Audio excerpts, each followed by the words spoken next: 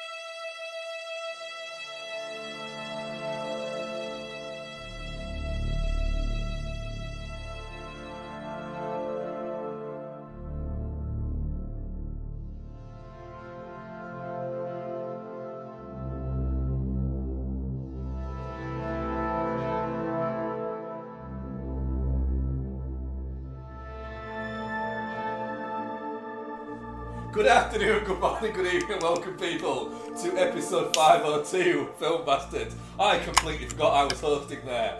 And who am I joined by this week? As ever, I am joined by... Becky Foster, hello everybody. And... We literally confirmed 10 seconds before we started that Mark was hosting this week. Ian Loring, hi. He's not a bright man, Ian. I just thought, why is no one saying anything?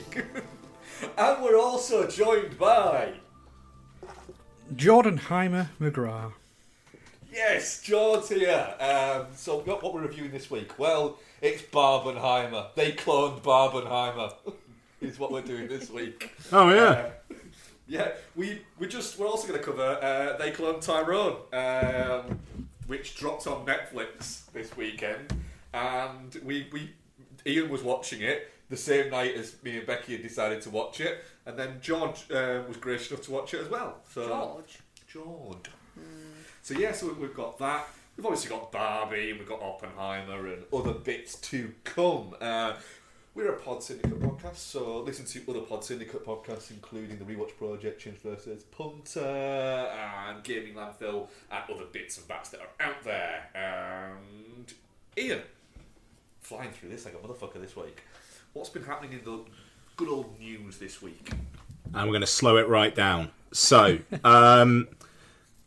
release dates are starting to shift because of the strikes.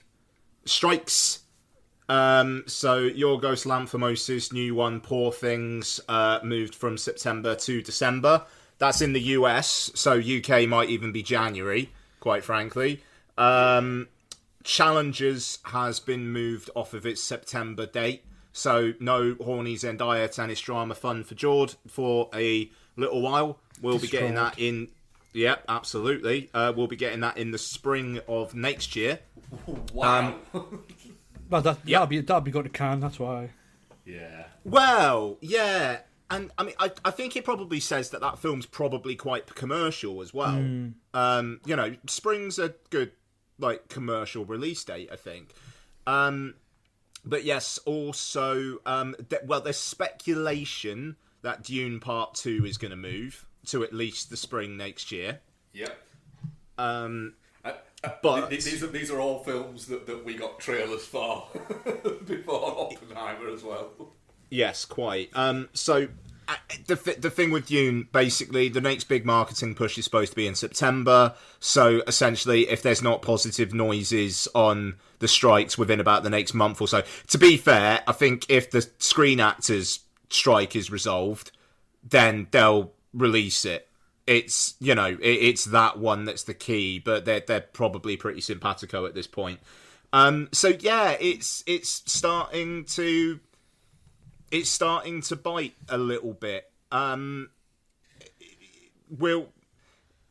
be interesting to see whether the likes of Apple will also move things. Obviously they've got Killers of the Flower Moon and Napoleon, but you would think that those films would want to be released for awards eligibility this year. I mean, unless, God forbid, they push them to sometime next year, even despite the fact Killers of the Flower Moon's already fucking played Cannes. However, one thing that is worth pointing out is fall festival lineup or autumn festival lineups have started coming out. Just a very quick tangent. LFF Press Pass pricing this year slightly ridiculous. I don't know if we How want much is it to. this year? Okay, so I'll go quick. So the normal press pass is £52, which is fine. There is a press pass plus, which is access to industry events that I think you used to get with the press pass. And then Is also, there a Press Pass Pro Max? yeah, quite, yeah. No, there's not, but I wouldn't be surprised if they tried it. But also, they say it's weird. They say you'll get access to public evening and weekend screenings, but also that the original press pass will still have some sort of ballot for those tickets. So whether it actually means there'll be a set number of tickets aside for Press Pass Plus members, I don't know. But that pass costs £132. Oof. So if you are not a professional film critic, and to be fair, there's not a lot of them about these days, who would be going, maybe taking time off work for it, essentially you can get to with the normal press pass, you can get to the press screenings, or you can probably get fucked. I mean, Jord, I don't know about your experience. Whenever I asked for tickets in the ballots, I barely ever got one. And if I did get one, it was for a very, very minor key film. What was your experience with those?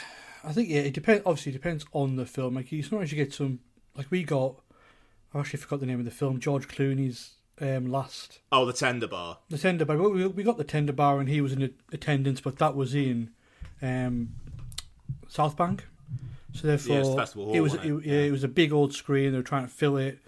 But yeah, if you wanted a smaller one, then you don't really have a chance. But again, with the press passes and the press screenings itself. Like last time I went was 2 years ago, and there was huge lines there. So therefore, the people who are going will probably go for that press pass. It is a shame for the people who can't. But then again, it's one of those, you can't have your cake and eat it.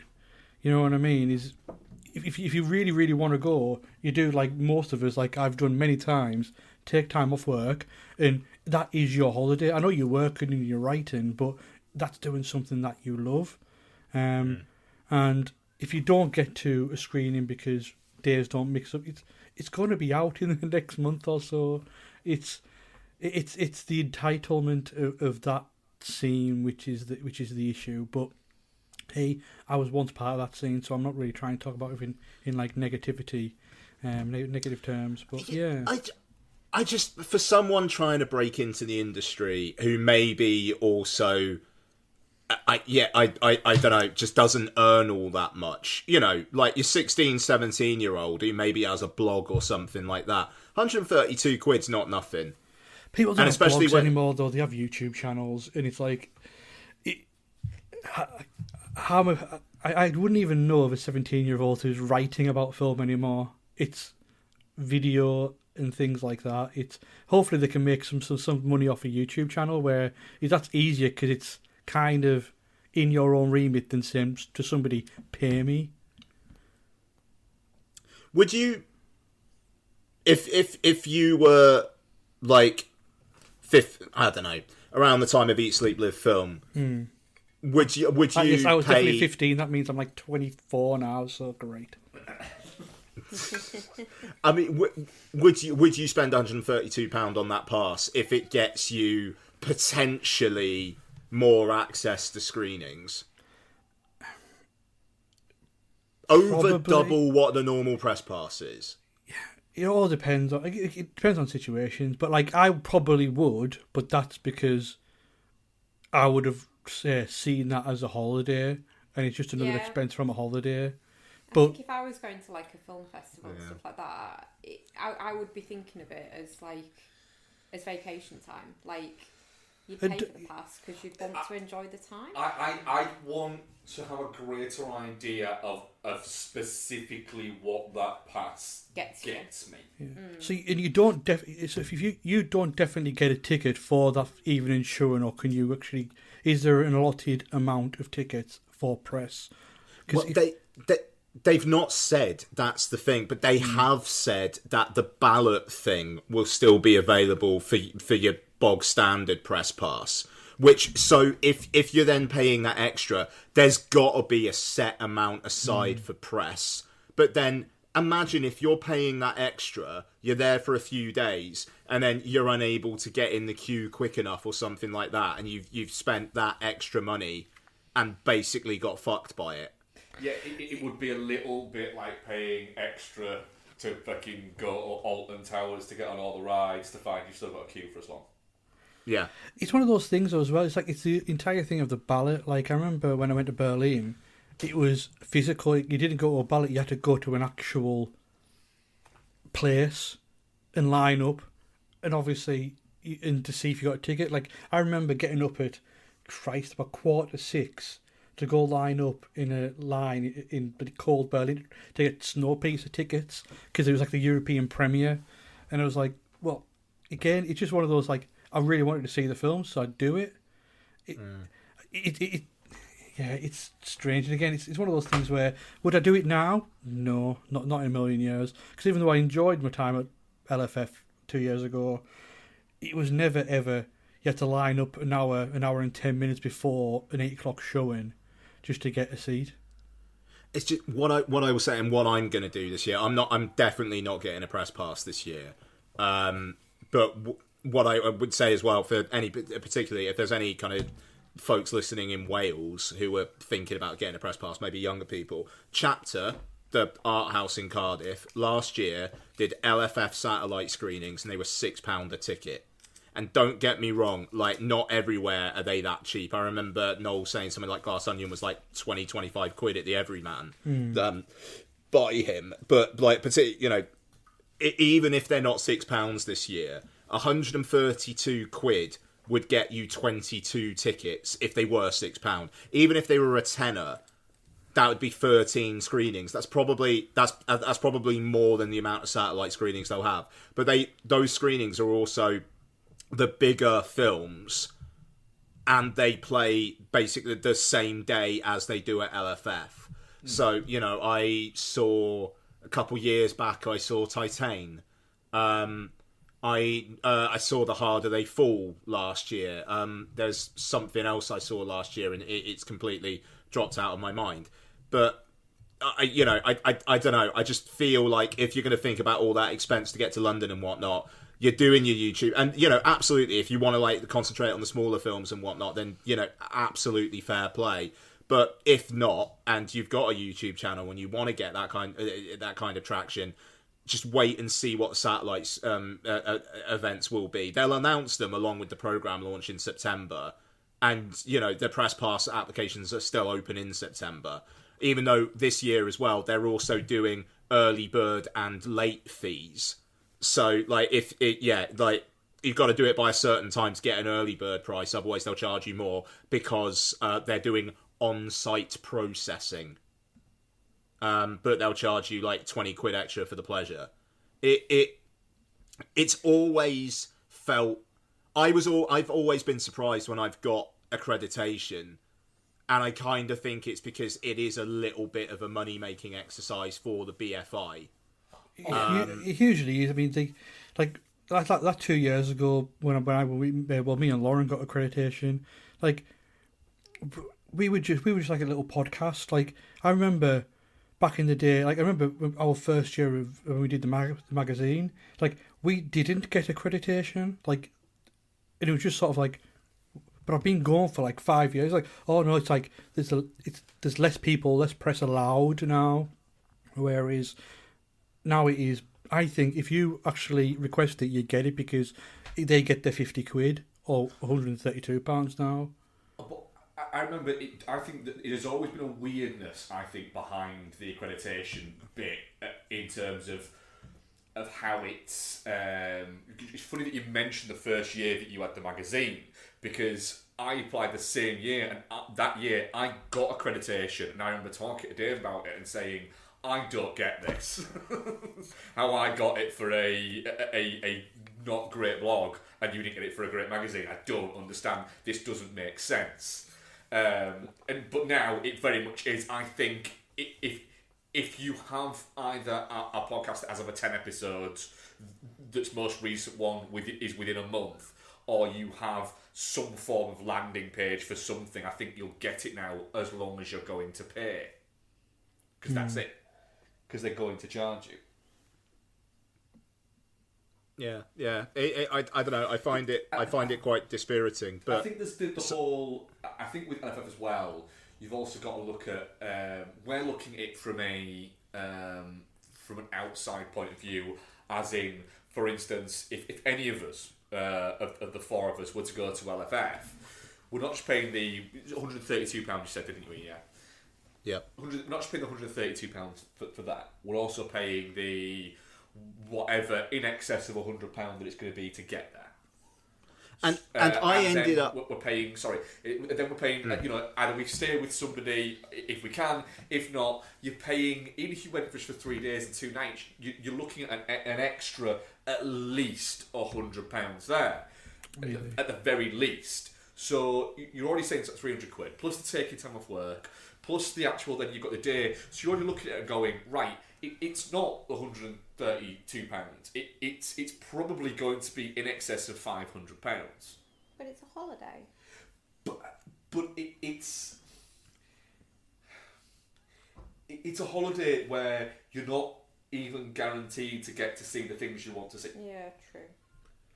I mean, So, the one thing I will say though is, like, last year, it felt like there was more than enough space at the press screenings. It felt okay. Like there was a fucking fat queue for Glass Onion. Everybody who wanted to get in got in. They did it. I mean, to be fair, they did it in the Odeon Leicester Square with the Dolby Vision. So it was a big old room. So I think for that extent, it's organised well enough. But yeah, I don't know. It just £132 is a fucking spicy meatball, and I can't help but feel like it's gonna price out some younger people who are maybe trying to make a foothold. But I don't know. Maybe I'm talking out my ass. But anyway, I completely agree with that. But okay, it's the unfortunate thing where everything is fucking up the young people. It's like we're talking about the strikes now. My little thing with the strikes is, obviously you get the people coming out and talking, and they're normally more famous writers, and you're like, well, you've actually made your money. It's about the people coming up. Whereas, like, I watched a Vox interview, where it was like a Vox "Why Are People Striking" interview on YouTube, and this guy had basically written he broke in Law and Order in the 90s, and he was getting paid $14,000 an episode. And it's just sort of like, and then his royalties on top of that. And you're thinking, how the hell are you not absolutely minted right now? Because Law and Order was a huge story, ran for 22 episodes a season. And yeah, you're not getting paid every single episode that is made into the ones you're writing on. But then again, your residuals, because Law and Order's on. So like, his contracts are great. But he's saying, this is not about me. It's about the younger generation coming up, the people who are come on shows now and have to have 3 or 4 writing jobs a year and still can't make like payments. Like there's I might talk about it a little bit later, but there's a writer on The Bear where he was literally accepted an award and the guy was broke. He made no money. There was nothing. The Hulu contracts were absolutely awful. And there it's like I'm there smiling, but I know that I have no money in the bank, and it's now one of the most talked about shows like in the world. Yeah, well, I saw a similar interview where they were talking to one of the writers of Orange is the New Black, and he was saying, and he'd written, I think it was in season 2, I think he'd written like 6 or so episodes, something like that, but a decent chunk of the series. And he was saying that he was nominated for, I think it might have been an Emmy or something. And he couldn't go to it because he was having to work one of his other jobs as a chef that night, because he'd made so little out of Orange is the New Black and wasn't just based on, I was getting paid He said it wasn't I was getting paid not a lot. I was getting paid virtually nothing at that point, and it was always you'll get it down the line, you'll get it down the line, get it down the line. He said, and then when the actual check arrived, it was for $13. That's brutal. And he said, you know, since then, he said, like every 3 months I get a check. He said, and sometimes, he said, genuinely, sometimes I can open it up and it will be like for like 12 cents. Yeah, but then it's also, everything's a double-edged sword, though, isn't it? Because then you start to question the people who are trying to get into it now and thinking, well, look at all these stories about people not being able to pay the rent and things. Like, where do you think this is now a viable career? It's. I'd be fucking terrified if Lottie ever made noises about wanting to get into an industry like that. And that breaks my heart, you know. But no fucking chance. I want her to be a plumber. To be honest, Get what I will a say trade. there is, from somebody who went to stage school, they are very, very, very adamant from the start.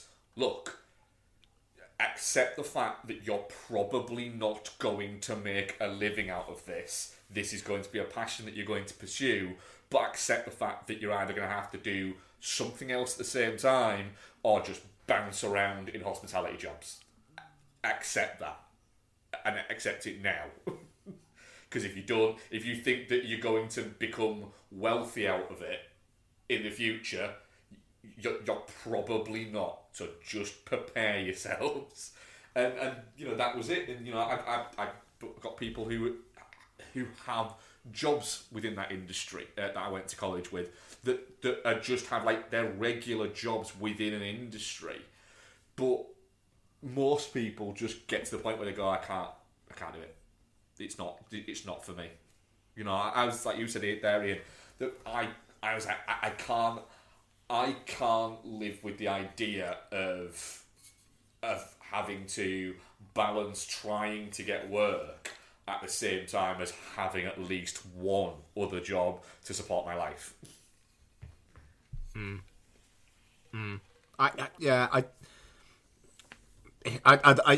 It's incredibly depressing. All of this. I don't know. It makes me laugh. That a couple of weeks back, I was just very suck that corporate dick about it all, quite frankly. And it's like the more of these stories that you hear, it is powerful, you know. And I think I said a couple of episodes back, though, you know, it's like it would be different if they were giving people notice of this all, you know. Like I don't know. If people 10 years ago knew how bad it was gonna get, would they have made a different decision in their career choices, in their fucking lives? You know, whereas now it kind of feels like it's just the whole AI thing has just massively blown up in the last like 9 months or so, and that's completely skewed the picture. It feels like if this was being done a year ago from like now, I do wonder whether this would have been as much of an issue as it is. I think you've still had the residuals is a big part of it, issue of it. They've never managed to kind of square the circle of how the streaming works. The stream residuals work with that, and what the studios have done is they've constantly just used it to their advantage to the point of where it's gone. It's kind of like, no, this needs to be this is a fucking make or break with this idea now. We've let you have a little bit, and you've just continued to just fucking take more, and it's become unviable. You know, the problem that as well that the studios are going to hit is they're stuck between this fine balancing act of going, well, we can't afford to do this, whilst at the same time also trying to say that streaming is still profitable, and it's not. There's the whole, you know, Disney being accused of dropping their own original products so that they don't have to pay residuals and that they can use it to get greater tax breaks. So it's very much the studios are going to have to give up probably more than they want to. and that's kind of a good thing. Yeah, it's going to be interesting. The whole fact that like exhibition probably can't. A lot of cinemas won't survive another dearth of product. No, and you'd like to think that now, you know, over the last year or so, all the people that were like streaming all the way have turned tail because they realise that films do make money in the cinema. And now, are they actually going to put that at risk again? You know, yes, okay, they'll save money on the bottom line for like AI-driven stuff, but if no fucker wants to watch it, or it's only on streaming only, they're not going to make nearly as much as they could if they have this stuff in a thriving exhibition circuit. There is a little bit of existential threat to the big screen coming with all of this as well, even though it is important to note that a lot of the films for the fall festivals are still playing the fall festivals. You know, like they are set now. They're not planning on moving them. Challengers was like the big one. That Cohen film Drive Away Dolls looks like it might move out of September as well. But like Venice is going to have a lineup. TIFF is going to have a lineup. So that's something. The thing is as well, you know, it's A24 still have, I think, 6 movies in production that are still in production, and they're still moving along because A24 have agreed to all of the terms. So they're still making movies. You know, there are a few independent studios out there that are still making movies out there. So you might end up with just like in April of next year, just a big old month of fucking A24. Gimme. Yeah, a child special. But hey, it will sort itself out. And it will, because bottom lines will start getting affected. Like at the moment, as I've been saying, the studios are basically able to save a shitload of cash. But going into autumn and winter, and then it's like, right, we actually don't have any new products coming up. That's going to hit our financials next year.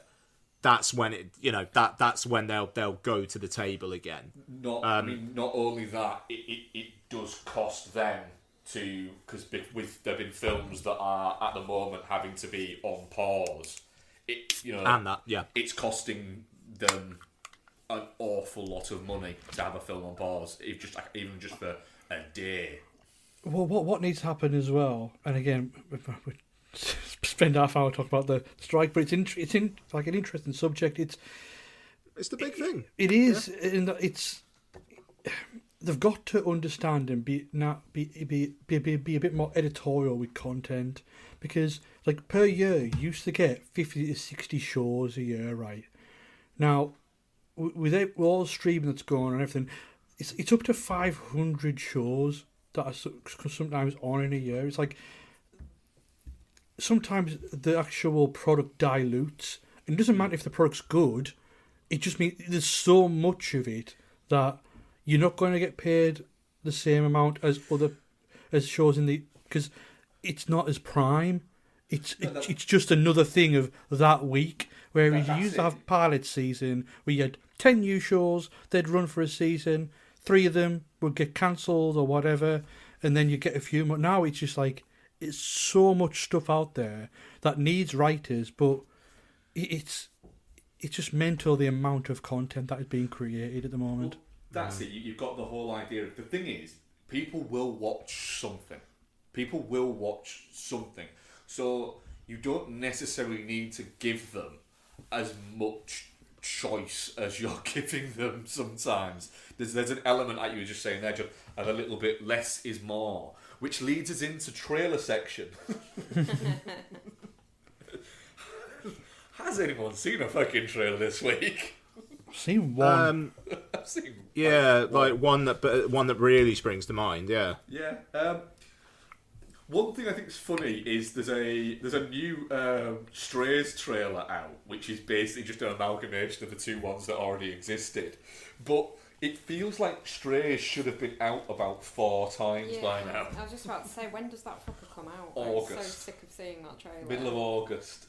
it is annoyingly the Friday after my birthday, so it can't be my birthday watch. Is it not? Because it keeps on getting like delayed for no real reason. Just fucking get it out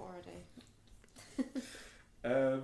Yeah. So what's the big one? What's the big one and the small one at the same time that we've all seen? Is it The Exorcist Believer? Yes. Danny McBride contributed to the screen story of an Exorcist film. Yep. That's just... I know he did the Halloween films, but... I don't know. The Exorcist. It's almost like a sacred text, isn't it?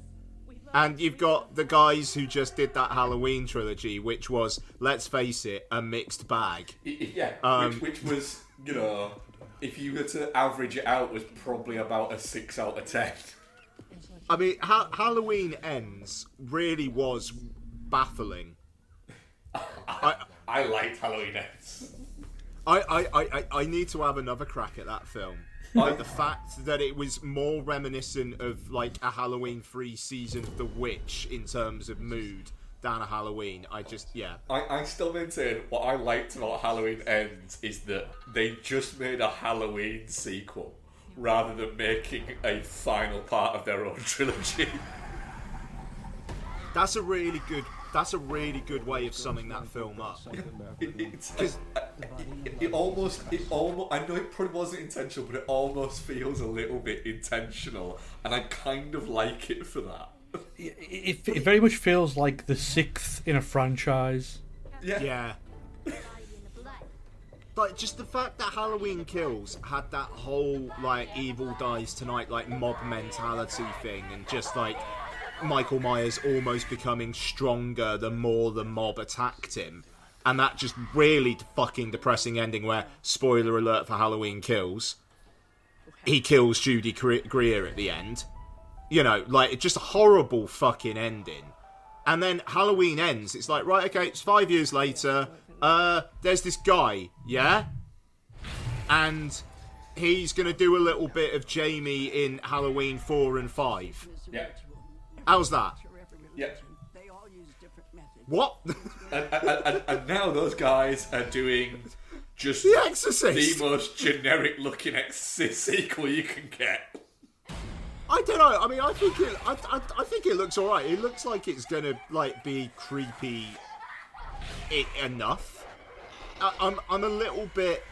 Ellen Burstyn was not really an active participant in the action in The Exorcist. You know, she seeks out answers and things like that. But in this, it looks like she's almost going to be like Jamie Lee Curtis in the first Gordon Green Halloween. Yeah. And it's like, what? She's going to like get her fucking holy water and her cross out and just like go, let's go, bitch. Like New shit. We don't need an Exorcist fucking sequel. I think there's a world where you can make an Exorcist sequel. I think you've got to do. There's been a lot of good possession type movies, and The Exorcist, as much as it is, you know, it's a, what's the fucking word where it's like really influential? Erotic. Yeah, it's a very erotic Powerfully movie. erotic movie. No, but it's like Are you thinking of Repossessed, the Leslie Nielsen one? Shut the fuck up. No, what's the word for when like it's like influenced everything that's come after it? Microwavable. So it's like a pivotal point in like horror movies. Like The Exorcist is seminal. That's the one that I'm looking for. Semen everywhere. So it just is. But if you go back and watch it now, like it's a good film. Exorcist is great. It's not fucking scary though, at all. No, number 3 is though. That the one we all like with that weird shot. Fucking hell yeah! What a fucking movie. Oh yeah.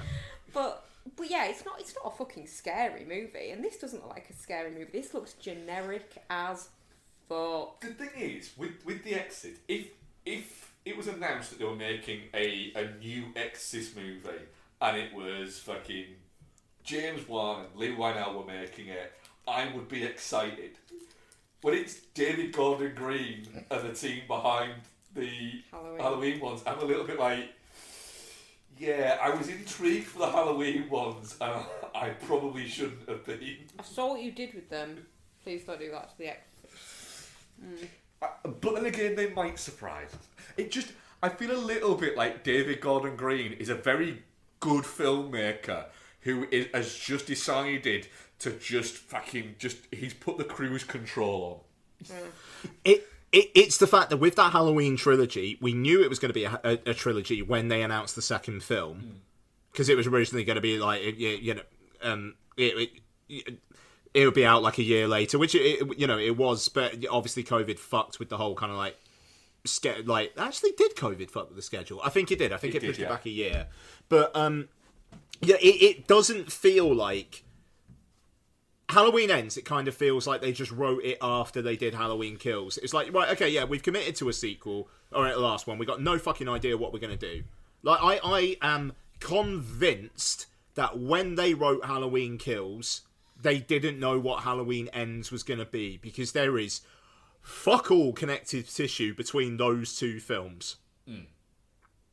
And it's like, they've already... So The Exorcist Believer is October. They've already dated The Exorcist Deceiver for April 2025. So then, I don't know, The Exorcist Golden Retriever will be October 2025, maybe? I don't know. It just, with Gordon Green, there is just such a sense of making it up as we go along with his career. Yeah. Like, it's stunning. I think the trailer looks all right. I think it looks better than you guys, and obviously, George, we haven't heard from you yet. But I don't know. Did they have to have two girls? Because it felt like they wanted to actually have it be a black family, but then they were like, yeah, but we also need a girl who looks like Reagan. Yeah, I mean, for this, I kind of didn't care until Ellen Burstyn came on screen, and I was like, oh, okay, yeah, I completely forgot she was part of it.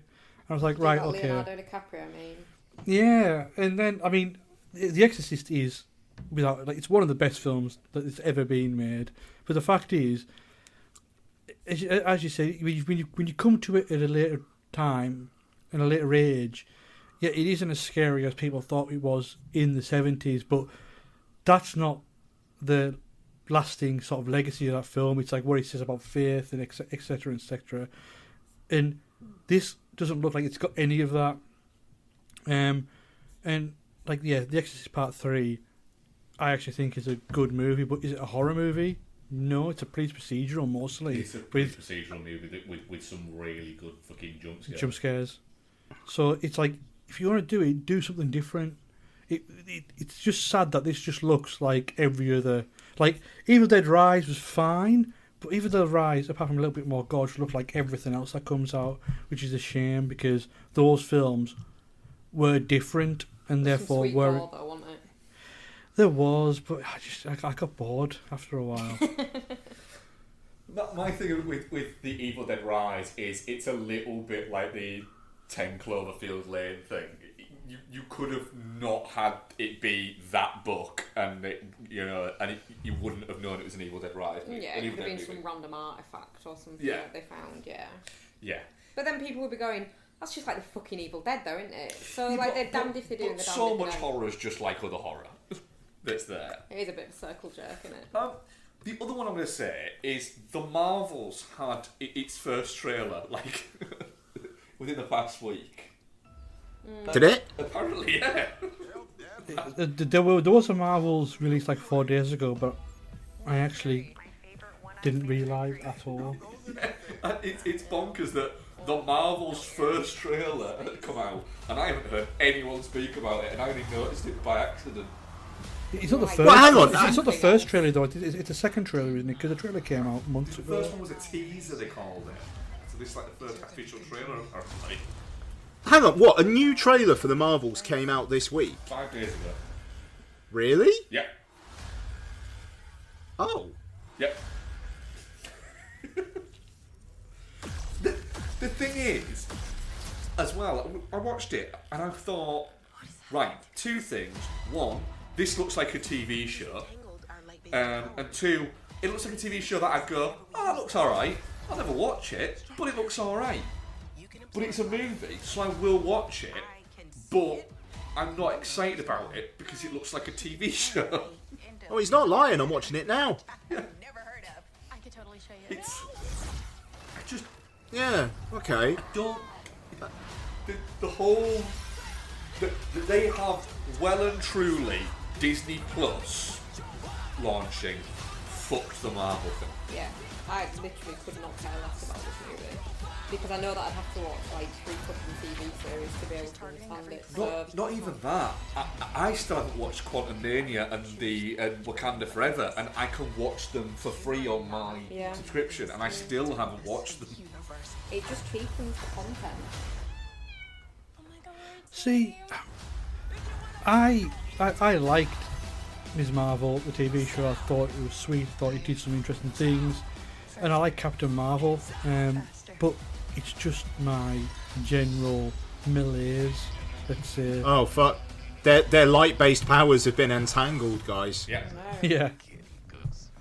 So yeah, it's like I said, I'm watching it. I'm enjoying Secret Wars. I think the final episode came out today, which we'll watch probably tomorrow. Enjoyed it. Will I think about it after seeing it again? No, not at all. Oh. No, we watched the first 2 episodes, and it's not that I didn't enjoy them. It's just that I don't care, and they didn't do enough for me To get you back. It was like a meal that I made for myself and went, that was really nice, but to be honest, I'll probably never make it again.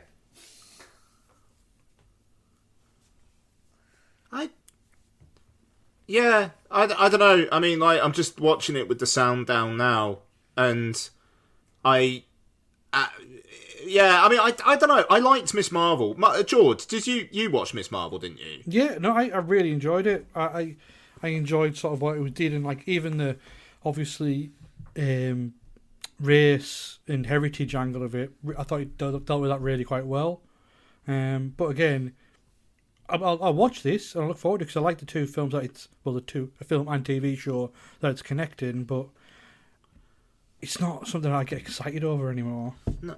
I mean, for what it's worth, the first trailer, it played in front of something that I took lots to see, like maybe fucking Elemental, and like she was into the trailer, but it is purely because it's girls doing superhero-y things, and you know, so I mean, there's maybe that audience, but yeah, it I don't know. It's content, isn't it? It's just all these MCU films are just kind of becoming content a little bit. They seem to be a little bit of they're fillering while they try and work out what the fuck they're doing. Well, they need to do less TV shows. They need to like make, as Bob Iger's already said, they need to make both Star Wars and Marvel feel more special. And I will say, I think it's interesting that one way that I feel like they are doing that is they seem to be sticking to 90-day windows before putting stuff on Disney Plus now. Or at least their bigger films. Like Guardians 3 is only on Disney Plus next week. It's been available to buy digitally for a few weeks, but on Disney Plus, it's next week, and that is 90 days from its cinema release, they need to do that. Reasonable amount of time. Yeah, and they need to do that. Fine with that. That makes sense to me. That even if anything, my brain is going, oof, that's soon. But then again, from a very different generation of film watchers, because it was literally film came out of the cinema. 6 months later, you could rent it on VHS, and then 3 months later you could buy it on VHS. Crazy. And then 3 months later it was available on Sky if you had Sky, and then another year later it was available on terrestrial TV. Yeah. So like, when fucking Forrest Gump came out, if you didn't go to the cinema and you didn't have Sky, you were either renting it in 6 months' time or you were waiting 2 years to fucking watch the gun. Yeah. And it feels like that I'll wait for it on streaming thing is starting to turn slightly. Like, you look at Elemental, it's now at over $350 million worldwide. Like, that's still not amazing. But what did Lightyear do? Let's have a look. 226 final total worldwide. The issue I think that something like Elemental has got though is it's done okay at the box office, but these movies just cost so much to make now. Pixar does cost too much. I'm a little worried that the wrong lessons will be taken and it will impinge on Pixar too much rather than the theatrical exhibition lessons that maybe should be learned. I say that as someone who really liked Elemental and will defend that film though, so it's very much a me opinion. But yeah, that's it for trailers. So can we talk about, because I think it must have been on one of the shows that I wasn't present for the start when you've talked about Poor Thing. Poor Things. Yeah. I just want to know what everyone's thoughts are, because I'd not seen this trailer before. We went to see Oppenheimer and it was playing before that, wasn't it? I'm looking forward to it. Glad he hasn't written it. It's very intentionally giving Frankenstein, isn't it? Oh yeah. Yeah. Yeah. Her brain and her I body actually are think not this looks like synchronized. probably, because I didn't really like the favourite. I didn't mind the favourite. We'll do our Yorgos Lanthimos marathon before this film comes out, so you guys will get an opportunity to reassess. That'd be good. Yeah. I wasn't keen on the favourite, but I remember. I was joking. I'd love to do that. Sorry, if I can get Mark to watch The Killing of a Sacred Deer again, that would be lovely. Well, I Sorry, like that Becky, because I please. like The Killing of a Sacred Deer, and I Fuck like yeah, The you Lobster. did. So I yeah, will. Fives. I will It's a watch deal. the game. Have any of you seen Alps? Alps. It's the one I haven't. Alps is a really good, interesting movie. Like I remember seeing that at LFF. Obviously, then that came after Dogtooth. But yeah, for me, it's like injected into my veins. I do love me some Yorgos Lanthimos. I will say, like I said there, I am very glad he's not written it. I think he's an interesting visual filmmaker. I think he's a juvenile as fuck writer. I do love how aesthetically pleasing his IMDb page is. All the covers are very like complimentary of each other. Cool. No, I like it. And he's got another film already shot as well. I think it's going to be out next year. It's called And. Yeah, I'm very up for Lanthimos retro. I'm always willing to give things another go. Well, certain things. I just this Poor Things looks quite intriguing to me. I think it looks quite Yeah. good. And like I say, I've not seen the trailer before, and I was like, ooh, oh. But then I thought, well, actually, there's only one of his films I don't like, so I'm fine. Yep. It's not like he's Ari Aster. Fucking hell. Hopefully we'll see it in December. Fingers Would have been about 6 weeks ago, 6 weeks time, but never mind. Yeah. Right. Let's review a fucking film. While you do the intro, I'm just going to grab a drink, but I can still hear. Yep. Hey, Barbie. Yeah. Can I come to your house tonight? Sure. I don't have anything big planned, just a giant blowout party with all the Barbies and planned choreography and a bespoke song. You should stop by. So cool. Yeah. Okay. Bye. Bye. Watch me dance the night away. My heart could be burning, but you won't see it on my face. Watch me dance the night away. I'll still keep the party. Barbie is co-written and directed by Greta Gerwig and stars Barbie. Margot Robbie, Kate McKinnon, Issa Rae, Alexander Shipp, Dua Lipa, Lucy Boynton, other people, and as Ken stars Ryan Gosling, Simu Liu, Kingsley Ben-Adir, Scott Evans, Rob Brydon, John Cena, and other people, and it also has Michael Cera, American Ferrera, and Rhea Perlman. Fucking who else they got in it? Helen Will fucking Ferrell. Mirren. Helen Mirren's voice. Will Ferrell is Will Ferrell in. Yeah. Right, what is it the story of? Let's find out. Let's see what IMDb says about Barbie. Let's see what batshit they've come up with this. Barbie, there we go. Da-da-da-da. Barbie suffers a crisis that leads her to question her world and her existence. Right, who do I go for? Jord, since you're our guest. Barbie, what did you think? So, I went to a 12:20 screening of this on Friday. Me and Lauren went, and like she's been really excited about this film, and like I have too as well. But she's been properly buzzed, and I thought, do you know what? It'll be quite enough. At that time, people are at work, blah blah blah. However, didn't take into account that was the first day of the school summer holidays. Yeah.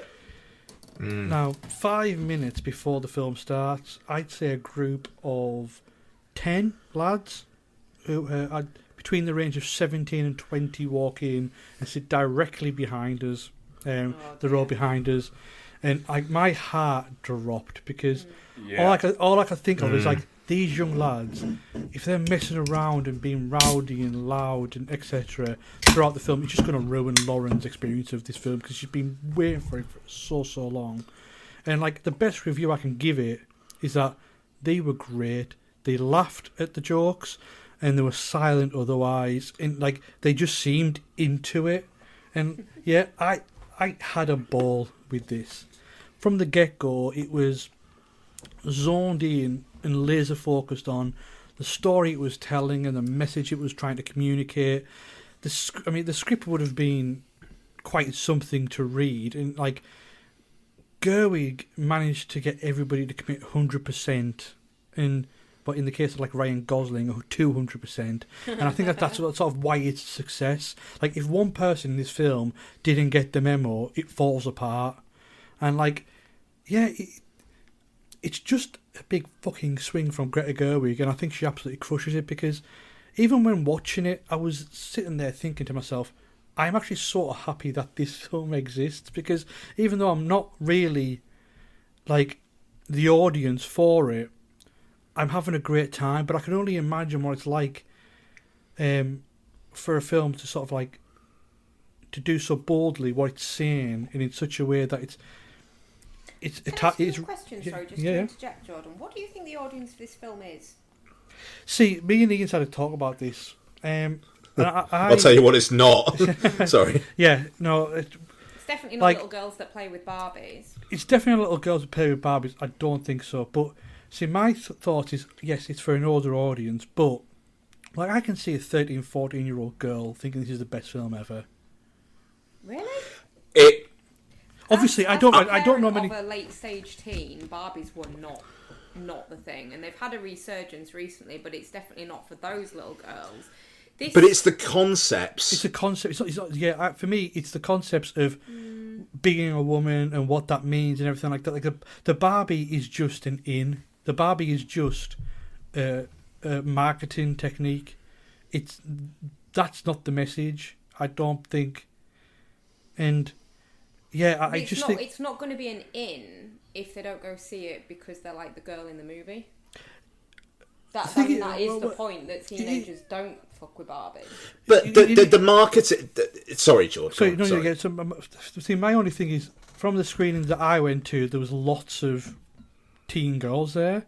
And so Lauren went to see it again the day after with some of her friends, because that was all planned out. And she said there was absolutely loads. I mean, yes, there was some really, really young people, like 4 to 6 year olds there that obviously parents have taken them, and like they had no care. As soon as all the colours and everything went, they lost interest whatsoever. But yeah, it's just because I think it's being Barbie has confused. I think many people are thinking, well, this is obviously for kids. Yeah. I don't think it was ever meant for kids. It was meant for the audience. As though it is. I mean, I think the first trailer. Well, no, the first trailer was the 2001 thing. Just very quickly on that, it depends on how you're exposed to it. We, at the company I work for, literally do a kids Barbie the movie range. So it absolutely. Okay, that's marketed to wild. kids. I feel like it's been made for women in, say, their 30s and 40s that have got an awful lot of nostalgia for Barbie. What you're saying is it's made for America Ferrera's and not for her daughter. Yeah, just to frame it within the context of the movie. Which I it's think, been made for your Greta Gerwigs, kind of. Yeah, but I think but it is a kids' IP, and it's obviously going to get a lot of children there that are going to be awfully disappointed that this doll that they love and play with every day is this weird fucking complicated story on screen. Just to back Becky up for a second, what I will say, my screening, the kids in there were bored as fuck. They were running around. One of the cinema staff had to come in and basically quite loudly tell one of the parents to control their children at one point, which was fucking incredible, and well done, that attendant. But like the girl, and this is like girls as well, like I'd say maybe 10, 11-year-old girls, so not 13 as George said, and girls mature at that age. But I will just say, well, maybe I don't know, maybe they don't, I don't know. What I will just say is, I am so fucking glad I didn't take Lottie. Yeah. Oh God, yeah. But because we would have had to leave. But it's also. You said it was full of kids at yours, didn't you, as well? Yeah. This is a 12A as well. You know what I mean? So it's not PG. It's not a U. It's made for an audience of a certain age. Whereas, But the 12A is the whole, but 8 and up is probably all right if you think your kid's up to it. And also, like, you've got to look at it as, if you're the parent of a daughter that is going, I really want to see this Barbie movie, it's everywhere, it's so pink, and Margot Robbie just looks exactly like fucking Barbie, I really need to see this Barbie movie. You're going to fucking take them to see this Barbie movie. And they're going to be a little bit crushed. Are they? Like, dude, man, come on. It's not without getting that into what film. I thought of the movie. One of the things that I was sat on the end of a row, and on the next row across to me, the entire row was 2 women had brought a load of kids that were about, I would say, 5 or 6, and about 25-30 minutes into it, there was some good reactions to bits of it. I'm not going to say there wasn't. But there was a very loud, "Mum, I'm bored" thing at that, and I do think that there is that. But George, continue saying what you think of the movie, and then we'll bounce around. And no, I'm sorry, I just wanted to know what everyone thought the audience was. I do apologise for butting in. Oh, not a problem. I mean, the thing is, the audience appears to be film Twitter and us, and older people, like not kids. And I kind of don't care because I didn't take my kid because I knew she wouldn't be into it. What I will say is this film is getting uni age. Kids are going to it. Isabel went to see it. It's the first film I've not gone to see in about a year. It's one of those things, though. It's also, again, a lot of women, and you know what I mean. This is the feminism film that people are talking about at the moment, which that is great. The fact that people outside of film circles are talking about the movie, and like saying that. And I know I mentioned them before. The group of 10 lads came in. They didn't have any partners. Didn't have any girlfriends. It was 10 lads just came in on their own. Like, I love that. What? Yeah, it's like different. But when we went to see Oppenheimer was it last night? Yeah. God, it was last night, wasn't it? We got to the bit in Cineworld where they check your tickets, and he was like, "Oh my God, some people for Oppenheimer."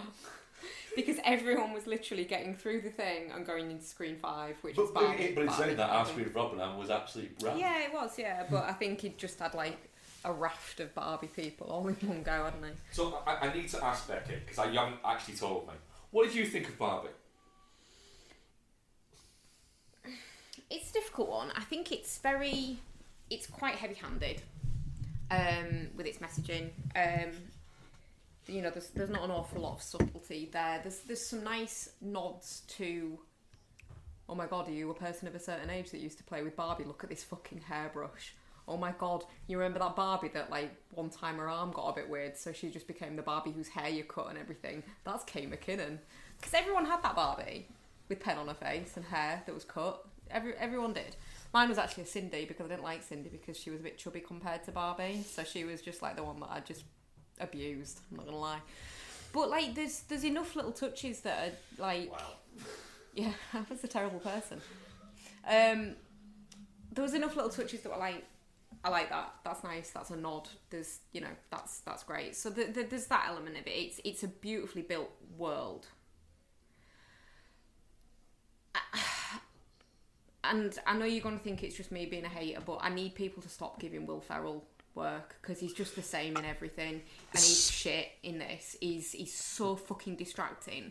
If that's supposed to be the real world, they should have got someone that can kind of play it. I don't think it's supposed to be the real world. I think it's supposed to be a... Yeah. It's the one, for me, it's the one real misstep that this film makes, is the whole Will Ferrell and his gang of businessmen, because they're kind of introduced almost as like a bit of a false flag, and I think that's interesting, but I don't think they should have got the same person who did this same role, because wasn't he in the Lego movie? The Lego movie, yeah. I mean, but again, he's almost like he's subverting that part, because it actually turns out that he does like Barbie. Yeah. So it's that bit. The film is not nearly as interested in that once it reveals that the story is actually Ken trying to create the patriarchy. It does forget about Will Ferrell and that sort of... When they're travelling from the real world about... It must be a good half hour before we see them again. So that is one of my... Although I actually didn't mind Will Ferrell in it. It was just that sort of sea story that they had. But he's a weird gotcha. It's just like you thought it was going to be about Will Ferrell being a bad guy trying to keep Barbie in a box. Well, actually, it's Ken. You know, and I'd have liked to have seen like an Adam Scott type personality in that role that can just deadpan a little bit better. I think Will Ferrell's forgotten how to turn the volume down a bit. Like, he just can't do it anymore. He's always that Will Ferrell, and that Will Ferrell is the Will Ferrell that really fucking annoys me, so it bugs me when I see him in stuff. What else was I going to say? I think the whole, like, try to hold on to stuff, trying to stop things from changing, that seemed to be, like, something that they wanted to be really important, but didn't really take anywhere, apart from America Ferrera went with them, but like that's not really the point of the story. It's the whole like patriarchy thing, so it's a bit of a redundant like loose thread that's kind of left there. I thought the message, it's difficult. I thought the messaging was good, but I just thought it really lacked any subtlety. I did not expect for one of the moments that I enjoyed most in the entire movie to be Michael Cera related. Genuinely didn't. With the wall.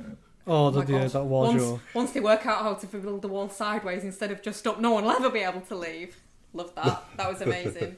And the fact that all the members of NSYNC, even that one, are like escaped Allens. It's just so fucking random.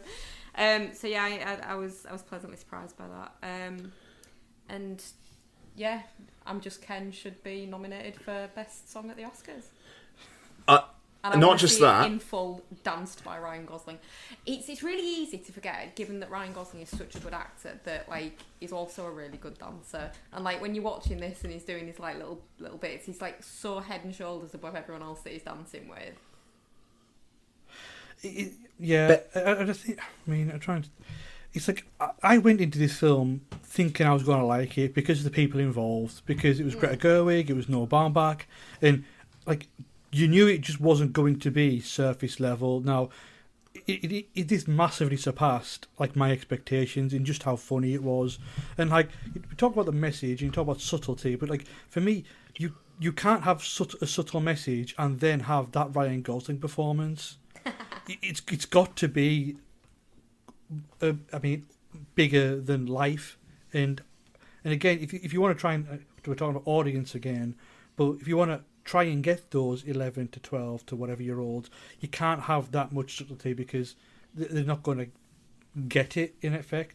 But like it's, I think this is. You also can't have a scene where Barbie meets God, but you don't realise that she's Barbie's God until the end of the film, and until then it's just a random scene about that woman living in that building. Yeah, like it just this film is emphatically just in its construction not for kids.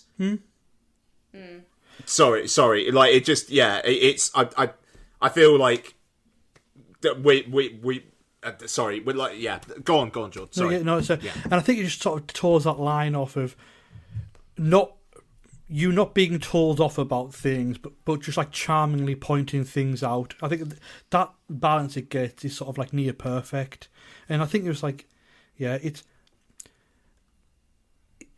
it's way funnier than I thought it was going to be. I think it just does more with what it's trying out. As an entertaining piece of filmmaking, I think it's worth like going and cheering. And like my final sort of message is the fact that it does blow my mind that this cost $45 million more to make than Oppenheimer, and that's not a criticism; it's just a funny observation. Didn't it cause like a world shortage of pink paint or something? It did, yeah. I do like the fact that at the end, when they're kind of doing the wrap up, the Barbies do recognise that, because essentially you've got the reverse of the real world in Barbie Land, and the men are the 50s housewives, and the fact that they recognise at the end of that, well, hang on, actually that's not quite fair really to go back to that. Let's give them something. Yeah. Like,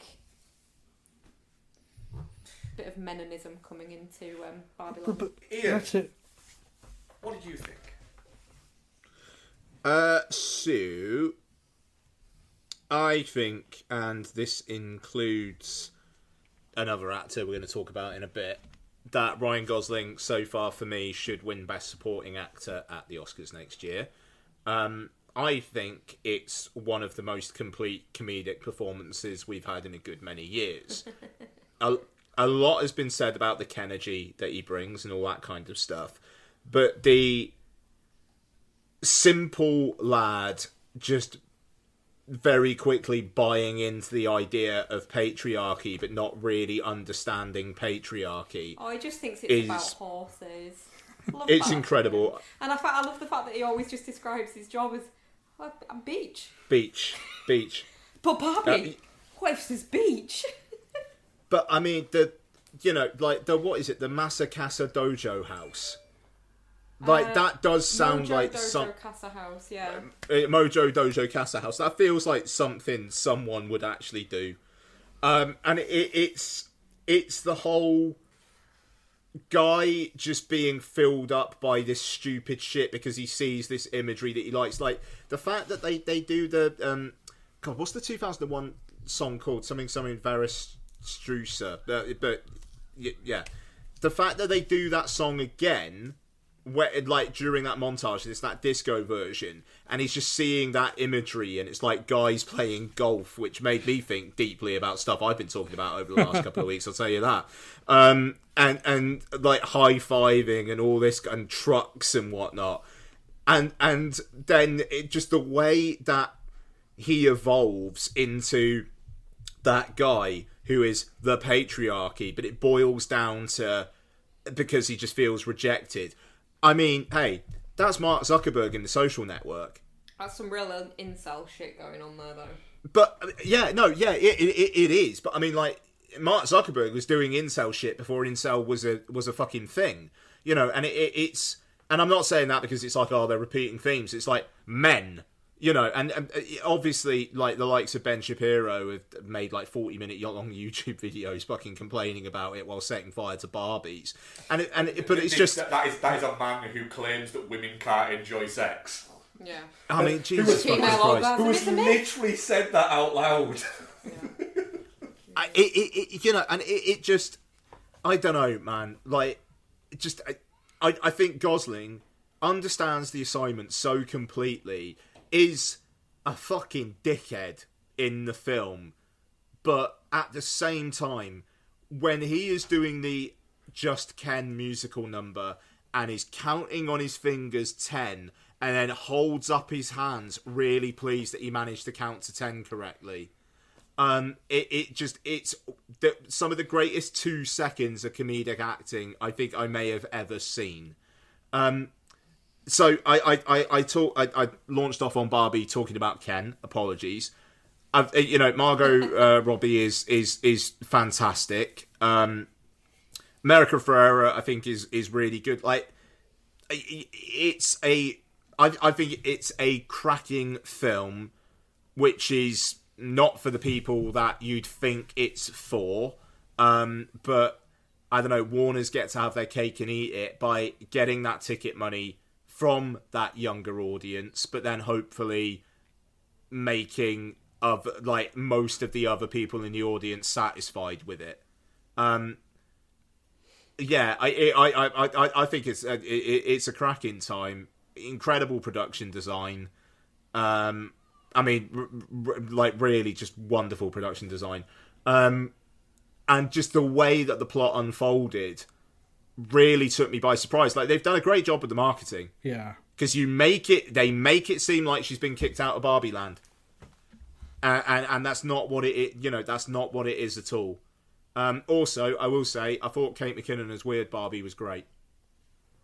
I've seen no one talk about Kate McKinnon. I thought she was cracking. Greta Gerwig, 3 for 3, well fucking done. Don't make the sequel. Give it to someone. There's going to be a sequel. Give it to someone else. I don't know how lightning strikes twice with this, especially with that ending. I actually think if there is a sequel, it's going to have to come soon. And I think Greta Gerwig will be busy because she's obviously touted to do the 2 Narnia movies, so that's Boo. 4 years of her life, I'd say. Yeah, I don't know how they do this again. And Warner, they did the Lego Movie, everybody loved it. They did Lego Movie, the second part, a better film, and no one cared. I genuinely, until you said that, I thought, Lego sequel? You mean the Lego Batman? And then I remembered as you said it, God, no, they did do a second one, didn't they? Did they? What's that about? Oh, God, yeah. Yeah. With the girl with the punky hair. Yep. Yeah. Matt, what did you think? Fuck you. Oh my God, Sinead O'Connor's died. In news that Oh, was spread shit. on. Well, Jordan was surprised, so fuck you. I thought she was already dead. But yeah, let's talk about that instead. Sinead O'Connor. Oh, go on. It's fine. It's fine. It's fine. I don't get it. Yeah, the hype's been a little bit weird. Gosling's, everybody in it, it's a really well-made film. The production design is great. Everybody in it pretty much universally is really good. Your key characters, Margot Robbie and Ryan Gosling, are both fantastic at what they're doing. But it's, for me, like I think you said there, John, there's no subtlety to it. But I actually think that started to irk me the more it went along. I was just there going, I get it. I get it. Stop now. Please stop. And yeah, I was getting pretty bored by about halfway through. And yeah, it was just emphatically not a film for me, is what I would say on that. I enjoyed it, probably overall, but I have been kind of like, since I watched it, going, oh God, am am I Geostorm? Am I touching cloth? Am I definitely not shit? I don't really know where I am with it. In the sense of it's. I think my overriding thing of it is. I think it's a fun movie that I just don't think it's as clever as it thinks it is. Oh no, it isn't.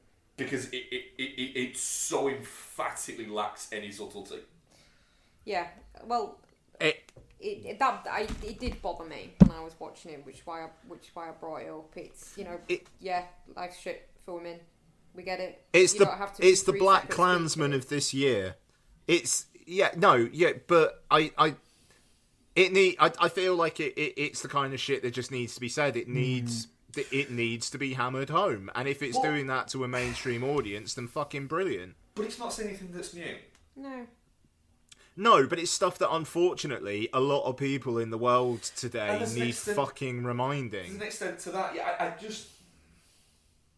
I don't know. There's.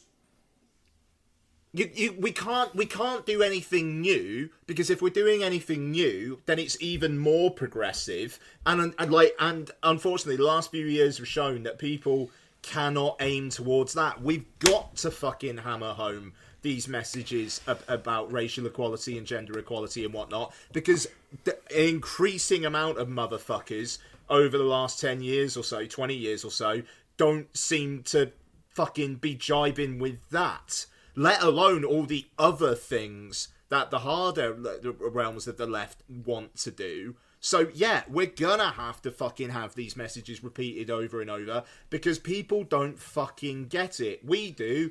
Brilliant. A lot of people fucking don't. And if Barbie's doing that, fair fucking play. If the world was a more right place, I'd be criticising it for that as well. I think. Sorry, Mark. I absolutely agree with what you were saying. From a personal point of view, I just felt that I was watching it going, I kind of want you to end now. If those lads behind Jordan had fucking learned something from Barbie, because it's been smushed in their face like that, and it hopefully makes them have some fucking thoughts at the end of the film that they didn't necessarily have at the start, then God bless Greta Gerwig and all who sail on she. Can I just sort of raise a bit of a kind of snag with that, though? Those boys wouldn't be there watching Barbie if they weren't already the kind of people that would watch Barbie. See, but they might be going there to watch it ironically. Yeah. You know what I mean? Like, it's like, for people who don't like Barbie, the marketing of this film has been, hey, whether you like or... to be fair, it's more for people who don't like Barbie than it is for people who fucking like Barbie. But they're there, and they're learning this shit. No matter what fucking route they had to take to get in there, they're in there, and they're hearing this stuff. And if that makes them fucking think twice, the next time their friends are goading them into disrespecting a fucking woman. Sorry, a fucking woman. There I am, sounding like I'm disrespecting one. It just like the whole... I'm getting riled up, as you can tell. Then fucking good on this film. Good on it. And I think the fact that this is creating such discourse within some societies just tells me that this needs to be hammered home. You know what I mean? It's like, I read a thread somewhere. Look at me, I'm on the new stuff. But it's like, there's 2 films out this week. One is about the creation of the atom bomb, and the other one is about a plastic doll. Now, guess which one's creating the biggest political uproar? And I'm just like, the fact that there is discourse and people are talking about, well, how can they talk about this, and why should we do... The fact that that is still happening and still getting an actual arena to permeate, like whatever that word is, permeate. That's the one. Then that's why we need this. And I say it is, a great. It's hammering a walnut with a hammer or a sledgehammer, but I do think we need that, and I think sometimes also, like, even I can't say on a women's perspective. I'm just saying on Lauren. It's like Lauren, when what she's talked to me about, is like, it's just, yes, it's obvious, but sometimes it's just reassuring to hear that sort of stuff, and it's empowering to try and then tackle, like the speech that America Ferrara gives at the end.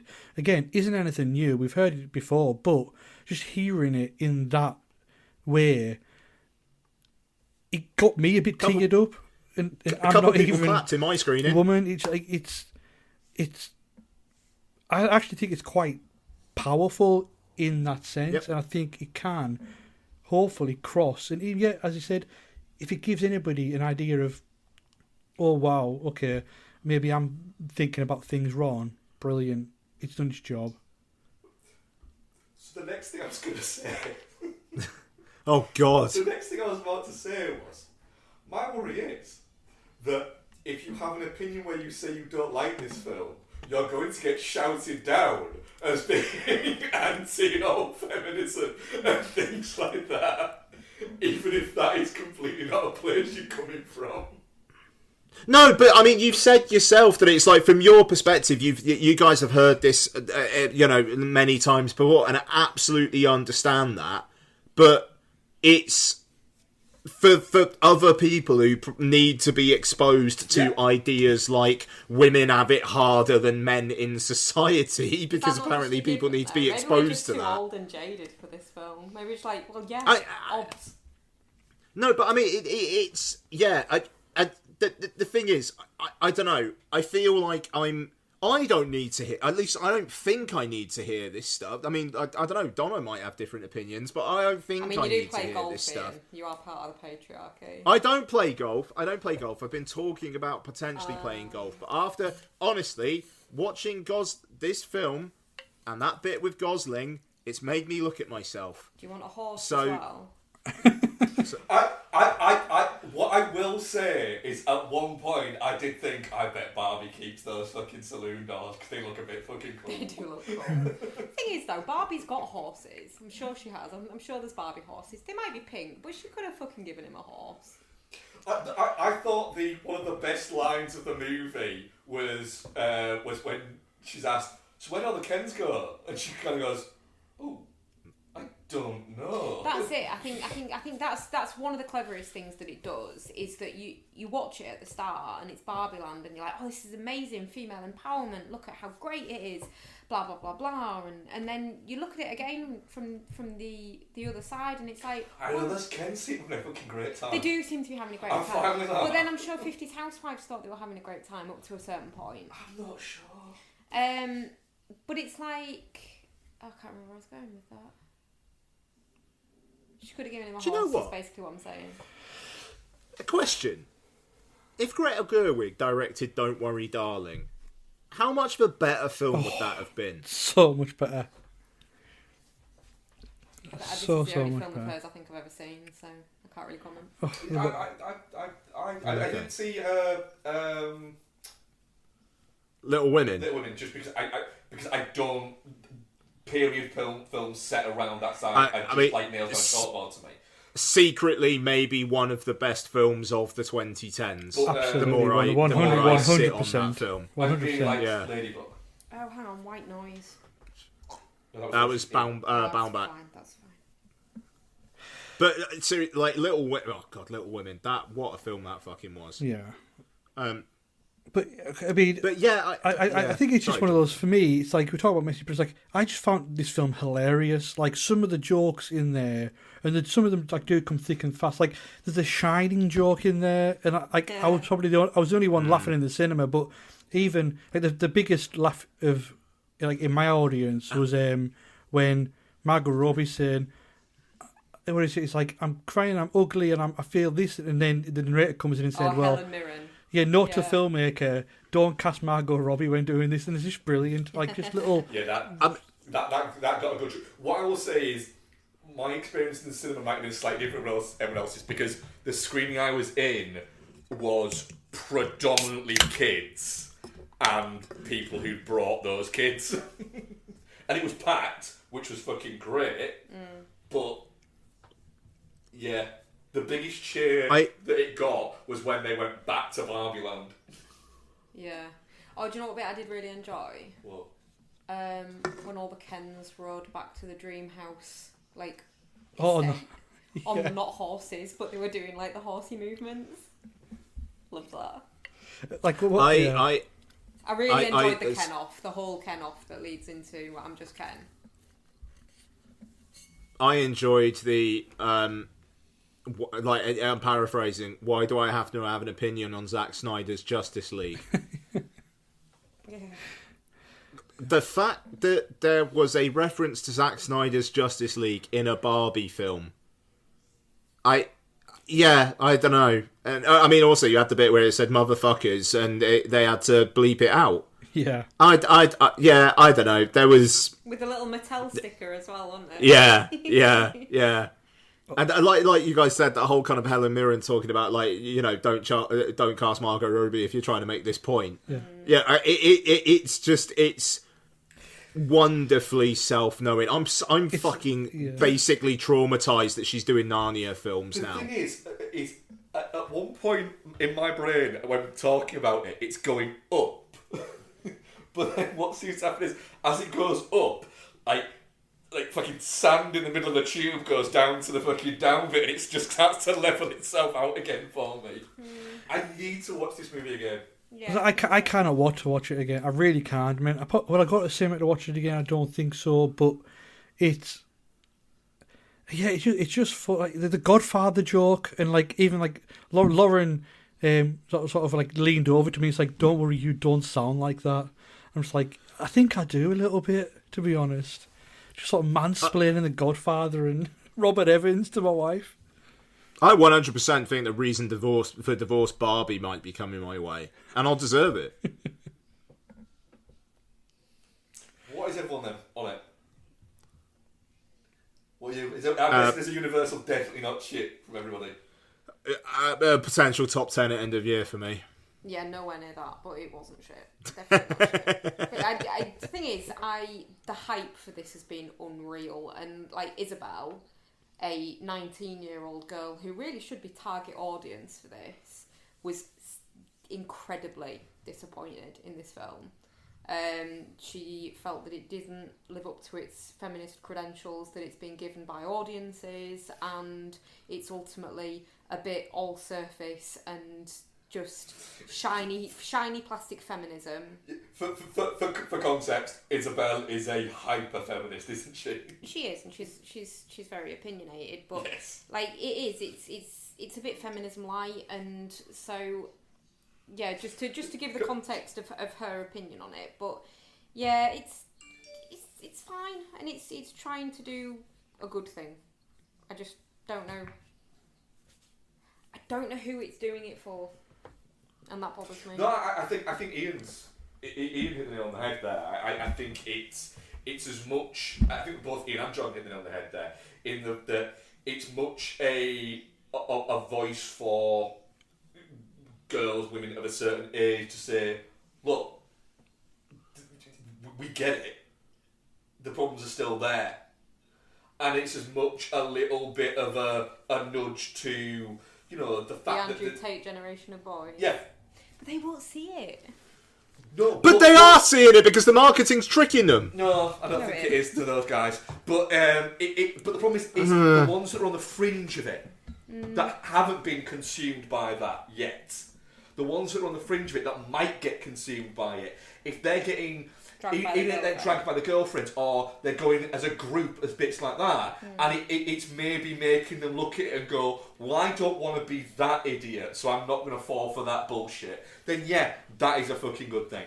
And the thing is, does that, for me, start to offset the fact that I do think that there needs to be a conversation to be had about the fact that at the end of the day, we have taken a property that is for children and young girls, and essentially made a film for not that property. That is a problem for me. But if we are offsetting it with lads who might have gone down that path, who now go, actually, you know what? Fuck it, no. This path is pinker, and it might get me laid more. Then fucking great. Oh, one thing that did bother me that I'd completely forgotten about. What? I absolutely love the fact that this movie paints cellulite as being the worst thing that can possibly happen to anybody ever. For a large portion of the film. But I think that is a tongue-in-cheek joke. Yeah. I think that's one of the things that's maybe too subtle then. Because I don't think everyone will pick up on that being a joke. Because it is just, oh my god, so like if I completely sell my soul and get back into this box, I can get rid of this cellulite. It's not. No. Would you? I mean, yeah, obviously, because it's one of the worst things that people can have. Barbie told me so. I think you guys are talking me into a definitely not shit, and then might even go and see it tomorrow or Friday again. Yeah, I don't have the energy to go and see this movie again at the cinema. But I'm definitely I not. will watch the music video though. That was great. I mean, I'm definitely not shit, and I think going off what you were saying there is, for me, it's not who's it doing it for; it's the fact that it's doing it, which is the important part. Also, leading into the film, we'll do in a second. Are we taking a drinks break beforehand? Because I need to go for a pee. Oh yeah, I wouldn't mind a pee actually. Yeah. What I will say there is the fact that it's the busiest. And I've been a couple of times to the cinema around this. It's been the most bustling I've seen cinemas in a post-COVID world. Yeah, between this and our next movie. And the fact that it's for two non-franchise movies, and the fact that they have both done incredibly well, and it wasn't just people going and seeing the movie. There was fucking. I usually despise this, but there was popcorn, nachos, fucking drinks, fucking freezes galore. That's how cinemas make money, and that's how cinema survives. Yeah. It is a wonderful thing, and I got told off because I didn't get any cinema snacks today. What did you spend money on? You get 25% off and you don't get cinema snacks. What the fuck is wrong with you? I just don't. I don't like all the food is noisy or smelly. I don't know. Well, I'm getting a slushie. Right, alright, well, would you like me to pay for it so that I can get my 25% discount? Yes, please. Right, okay. So you bought Amy a slushie? Yeah. So, they've just announced the new PlayStation Plus games for August. Is it Barbie? Do you know what? No. Do you know what one of them is? What? PGA Tour 2K23. No. I'm back, baby. I mean, you can play that, Ian. Isabel's boyfriend plays golf, and she's like, it's almost a deal breaker, but he doesn't have a golf set. He hires one, so I think I can kind of forgive him. But it's such a fucking Tory pursuit. Like, I've had to get him to reassure me he's not a Tory. Golf is good. I played golf for years and years. I played for golf for over 6-7 years. It's a great pastime. You're not like 19, 20 though, are you? I was when I was playing. Really? Yeah, I played everything. I played golf. I played cricket. I played badminton, and it's like just everything. Jord, can you do online multiplayer in that game? I actually think you can. Yeah, so we'll play it. Oh fuck! All right, yeah, we need to set that up. Mark, come on, join us. I'll join you. I actually will say that last time it was on PS Plus, one of these games, I did download it to start to play it. Got halfway through the demo of it, I did the tutorial, and went, just fuck off, and deleted it. That is my gaming things at the moment. Download games, play the tutorial, decide that games are just too complicated now, and delete them. I think I'm gonna fuck Evil Within off. It's just boring. You think you're gonna fuck Evil Within off? Oh, really? Yeah, it's just a bit boring. I'm gonna give it another go. I'm going to give it another stretch and see if I can get into it. Because that's my issue sometimes, is like if I don't get a long enough stretch at it at the start, I find it hard. And it's a really short first level. And then the next one's a bit boring. Well, I'm going to do our audience poll for Barbie and bring it fucking back like a good host that I am. Definitely Not Shit, 64%. Touching Cloth, 9%. Shit, 18%. And Geostorm, 9%. CS3P Combat. Player 1, choose your character. Tired of film and television podcasts where the hosts exist in a blissful state of agreement? Instructor. Player 2, choose your character. Well, you're in luck. Punter. Round 1, fight! Allow me to introduce you to the Chinstroker vs. Punter podcast, featuring two film and television fans from Birmingham, England, who enjoy their media in very different ways. But anyway, that brings us to the end of the plot of Blue Velvet. The plot. I mean, the main characters are two of the dullest main characters I've ever encountered in any film. So join us as we catch up on what we've been watching from our own very different perspectives. Double KO. Round 2, fight!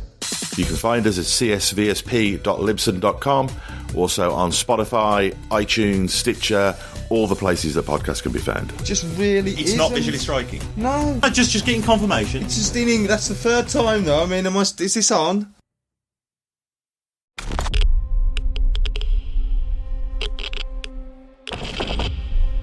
This is a national emergency. Detonators charged.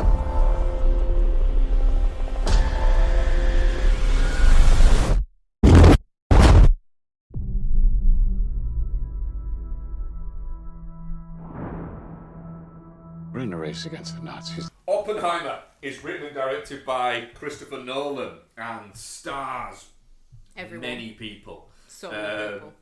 Cillian Murphy, Emily Blunt, Matt Damon, Robert Downey Jr., Florence Pugh, Josh Hartnett, Casey Affleck, Rami Malek, Kenneth Branagh, Benny Safdie, Jason Clarke. Just more and more people. The big brother from Wimpy The Kid. big brother from Die Wimpy Kid turns up. Devon Bostock, Yes. I think his name is. Yeah, he is, turns up. Josh Peck's there. Jack Quaid is there. Macon Blair. I didn't realise until today that Truman was Gary Oldman. You know when you're looking at someone, you're like, I know you. I literally fucking said to you, fucking Noel Oldman was in this when it came on screen.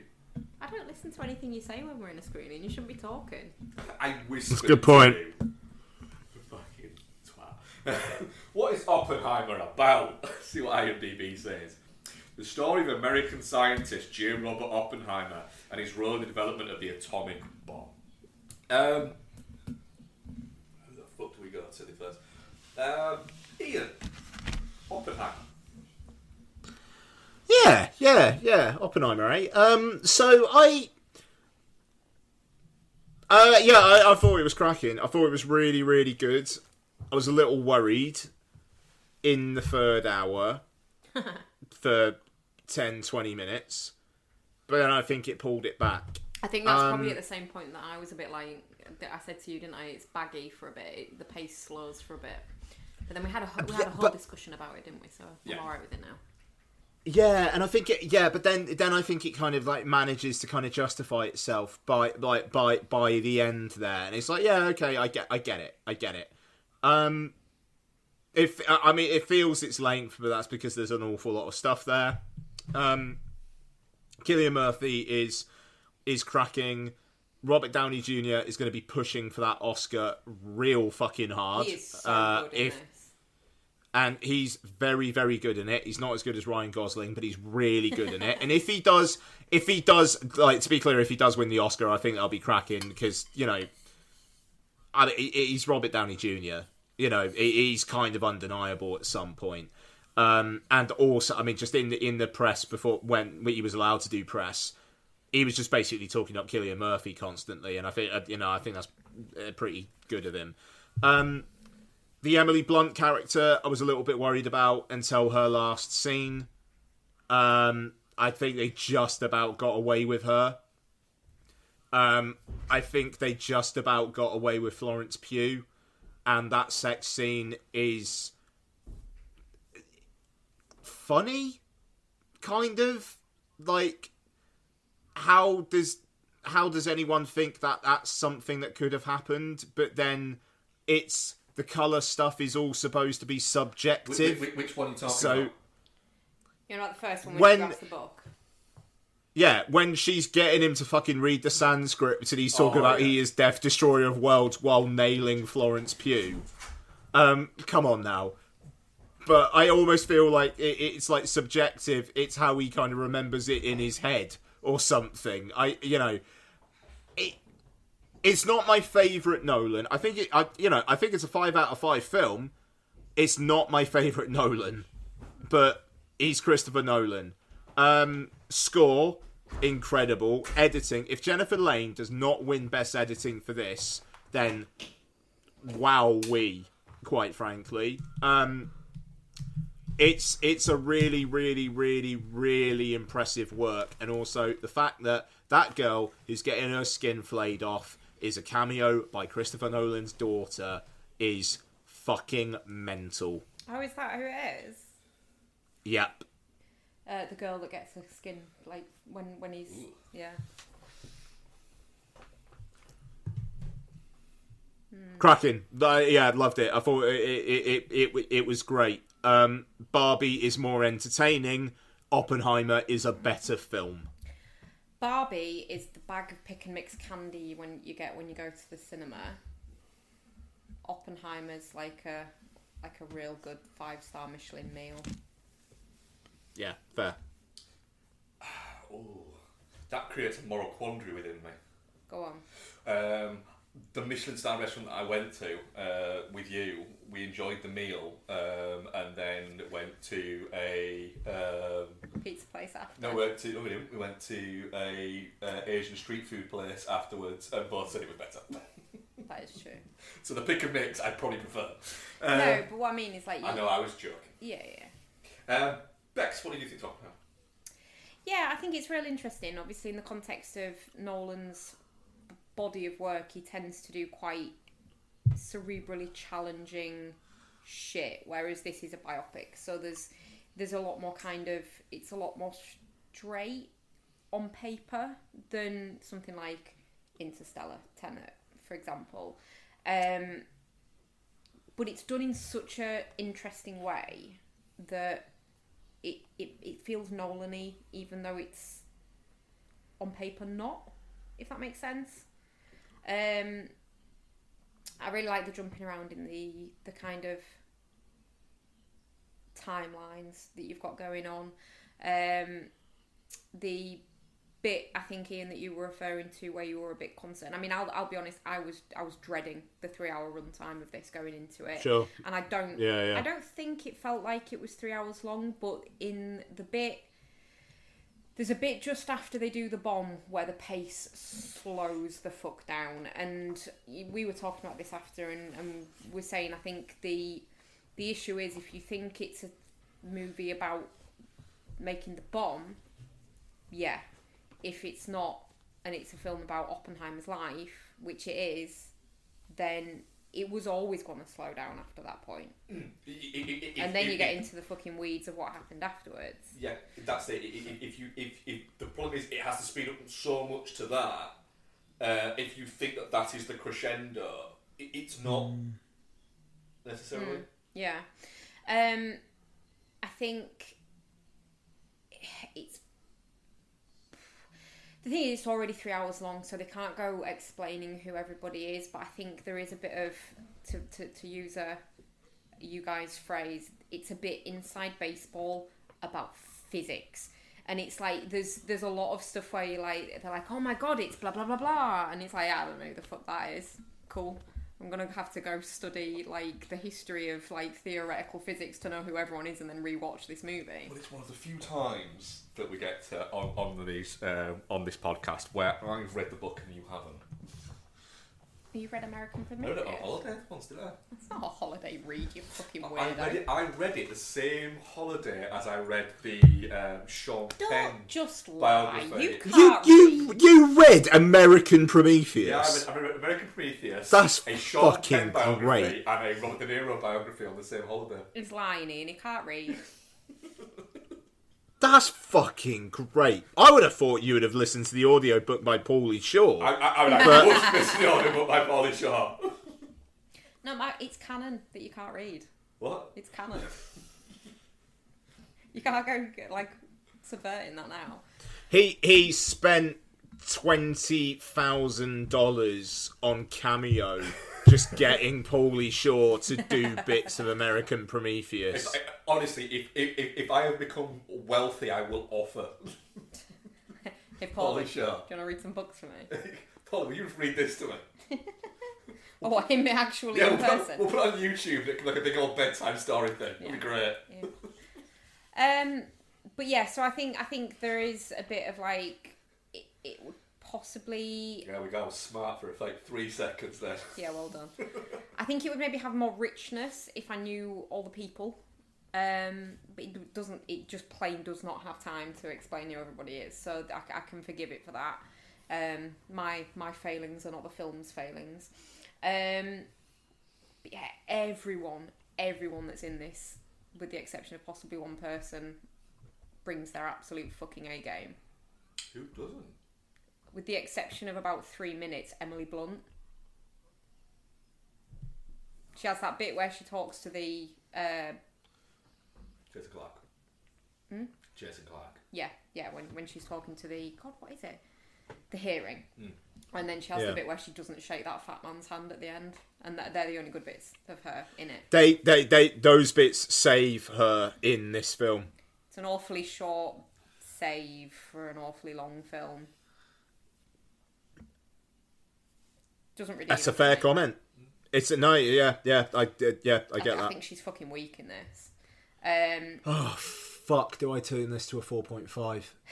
Sorry, you're talking me into it though, Bex, because you're right. I don't think you can it's not the film's fault that she's not great though. She's just not great, and she's not a big enough part of the she narrative. Wasn't a big enough part of his life. Well, no, she's not a big enough part of the narrative for me for it to have spoiled anything. But the point I'm making is everyone else is so good that you notice her not being more. I think Florence Pugh, as limited time as she gets, she commands the scenes that she has. She is. If I were him, I would have tried a little bit harder with Florence Pugh. Like, just, I'll make you love me. Yeah, but he had to get off the commie train, didn't he? Yeah, I suppose so. But gee, goddamn. I think she brings an absolute vibrancy to every scene that she's in this. Despite she's so memorable, despite the fact she's in maybe 3 or 4 scenes. It's the first thing I've seen of her where she is an aggressor rather than a passive character, and she's very fucking good here. Yeah, she's definitely carving out a nice niche for herself for sure. But yeah, Cillian Murphy, fantastic. Even Kenneth Branagh, like he doesn't get much screen time, but he is very memorable in it as well. One slight misstep, I think, was I said this to you last night, was Albert Einstein, I think, because he's been so absorbed into popular culture, anytime he turns up in anything, he feels like a parody. But that's because the problem is they've turned him into a figure of fun. So, yeah. George, what do you think? Right, so I've been thinking about the best way to try and get my thoughts across with this one, and I haven't really stopped thinking about Oppenheimer since I saw it, and I'm nearly a week detached from it, so that is something. Not only is it Chris Nolan's most mature and I'd say most composed piece of work to date, I do think it's his best. And what I do find strange, what I do find strange is that this film has been it has this label of blockbuster on it, and when I'm looking at the film's content, its scale and its scope and themes are big for me. But if this is a blockbuster, it's redefining the term, because if this is what we can expect from a blockbuster, it makes all of the blockbusters look weak. And they're films that I like, and sitting watching this, being awestruck by it, it makes the crop of films that call themselves blockbusters, and I'm mostly looking at that comic book slate of everything. It makes me like them less, because this is visually stimulating, it's emotionally, it's intellectually stimulating, and the thing is, it's taken Nolan however many films to get here, because he he's always been the thinking man's mainstream filmmaker, but he does make hugely plot-driven movies, and this is a character study. It feels different, and yeah, it's made me want more of this. Like, I know you've got a scene on the show about some films being like eating vegetables, and damn if this isn't a case for saying that vegetables are nutritious and delicious, and nah, mate, this is vegetables with fucking butter. That's what this is. This is a dish where you are eating it going, that fucking bring it on. Do you know what? Don't even need fucking steak.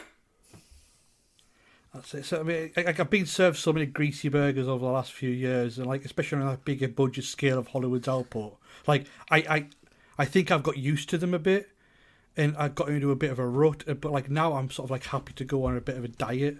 Like, but and George, this is the thing. This is the hope that I have from the fact that this film has done so well. Is that maybe we will get some of that buttered broccoli? Well, what I'll say on that, when we were walking in to the cinema to watch it last night, there was a group of about 8, maybe 19 to 22-year-olds, and in my brain, I was like, right, they're clearly going to Barbie. They looked absolutely 100% like they were going to Barbie. They were sat in the seats in front of us. And it was just, I was like, oh, all right. And one of the lads in that group got his phone out and was looking at his phone for something. And one of the other lads leaned forward, looked down at him, and just went, Tom, put your phone away, I'll get the fuck out. And then sat back. And the guy who did that was honestly, if you'd have shown me a picture of him and said, name all the films that are coming out this summer and tell me which one you think he's going to see, Oppenheimer would have been last. Yeah, and it's like, I think I was listening to The Watch, and a bit more what you said, Ian. I listened to The Watch, and they were talking about, like, I hope there's an overreaction to this success. Like, I hope people take it even more and say, right, okay, we can make more of these.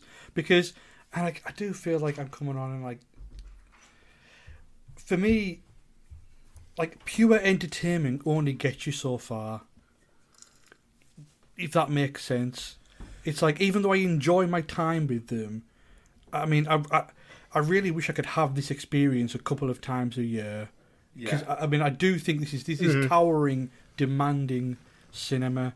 And, like, although I sat there and I really enjoyed Dead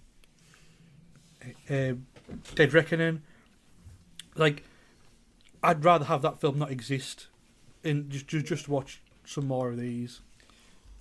Yeah, I think I'm very much with you on that, John. I was absolutely from moment one, like you said that in. I think you do feel like you've watched a 3-hour movie, but in a sense of it, fucking the 3 hours for me flew by, and if at the end of it, like fucking Chris Nolan would have come out and gone, oh, by the way, there's a 5-hour cut of this, if anyone wants to stay and watch it, I'd have been like, can I go for a quick pee and then come back? I would have just fucking lapped it up. The first, I think at one point, I had my watch on the theatre mode so the screen doesn't light up, but I at one point did just tap it and have a look and was like, holy fucking shit, I'm an hour and a half in, and I genuinely thought that I was maybe 35-40 minutes in. It's one of those, like, also, it's like, I didn't read or watch anything on the film before seeing it, and, like, obviously the first question you asked me, and when we were texting, you were like, how was the last hour?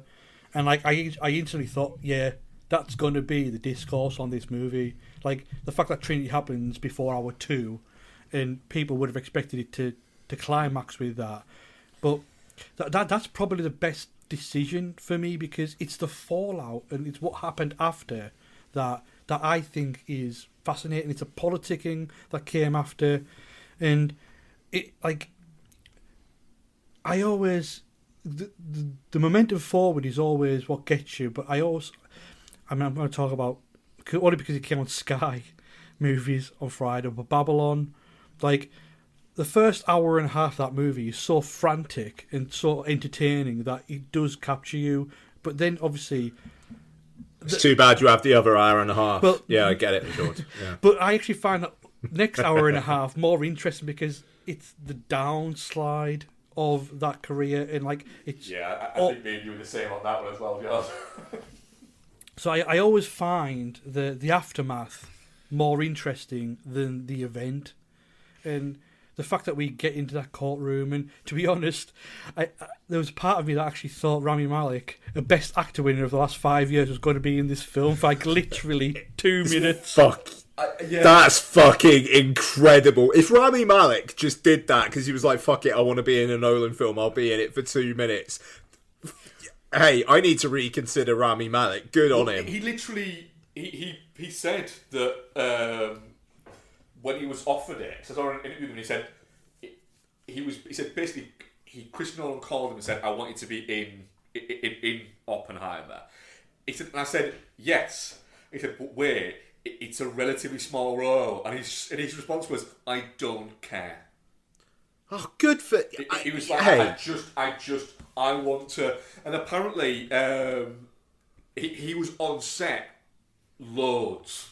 Because he said he just wanted to be there and just watch how the whole process worked, but not try and get involved, but just sort of from afar, just be allowed to just be able to watch what was happening because he just loves it so much.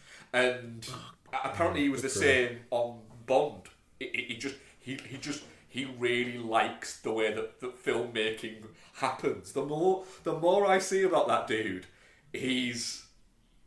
I think that the only thing that I'm going to end up not liking him for is Bohemian Rhapsody, because everything else, he just comes across as a good dude.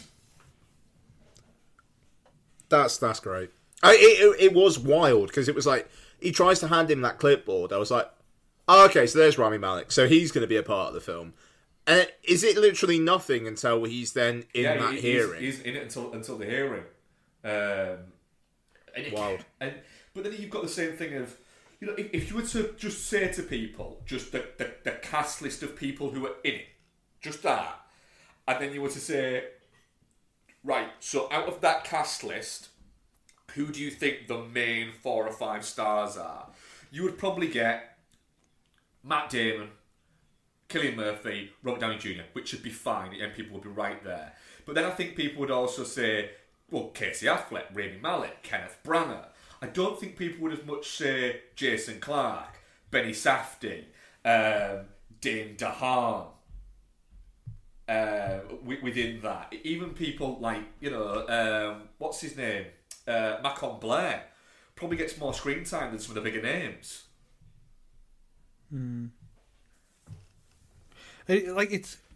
It's also kind of relevant to the world that we live in now as well. Like, it's interesting to see the role that scientists and academics are playing in big political quandaries. And like in that final hour, we get to see that even though the world has changed, it's still fueled by human pettiness. And yes, what do we get now?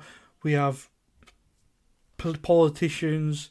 I mean, yeah, it's a hot subject, but like climate change, we've got people saying that vaccines aren't whatever, even though scientists, it's how we're treating these people who can actually mould our world and our understanding, and just because we don't agree with them, make them feel like they're nothing. But yeah, for me, it's my film of the year. If something actually takes over this year, I will be mightily surprised. It's one of those where I want to see it again in IMAX, but I can't get a ticket, and it's killing me. This film's doing really well. I'm pleased for it, but it's that moral frustration of I just want to see it again, and it'll be one of those it's a 4K disc, first day buy, then rewatch. Yeah, I'm very much the same as you, Jordan. It's I tempered my expectations before I went in, and was like, right, I need to bring myself down because I'm going in expecting film of the year, and that isn't how you should go into a film. You should go into every film hoping they're going to be your film of the year, but you should never go into a film expecting, well, no, this is going to be my film of the year. It's not Dungeons and Dragons, Matt. It's not Dungeons and Dragons, Becky, no. But from about 5 minutes in, I was very much like, all right, I'm going to be okay, I think. And then it kept going, and I was just fascinated by it all. And the whole the bounce around, and the fact that I both agree with your point, Becky, about the fact that it's quite inside baseball. I do agree with that, and I absolutely see the point.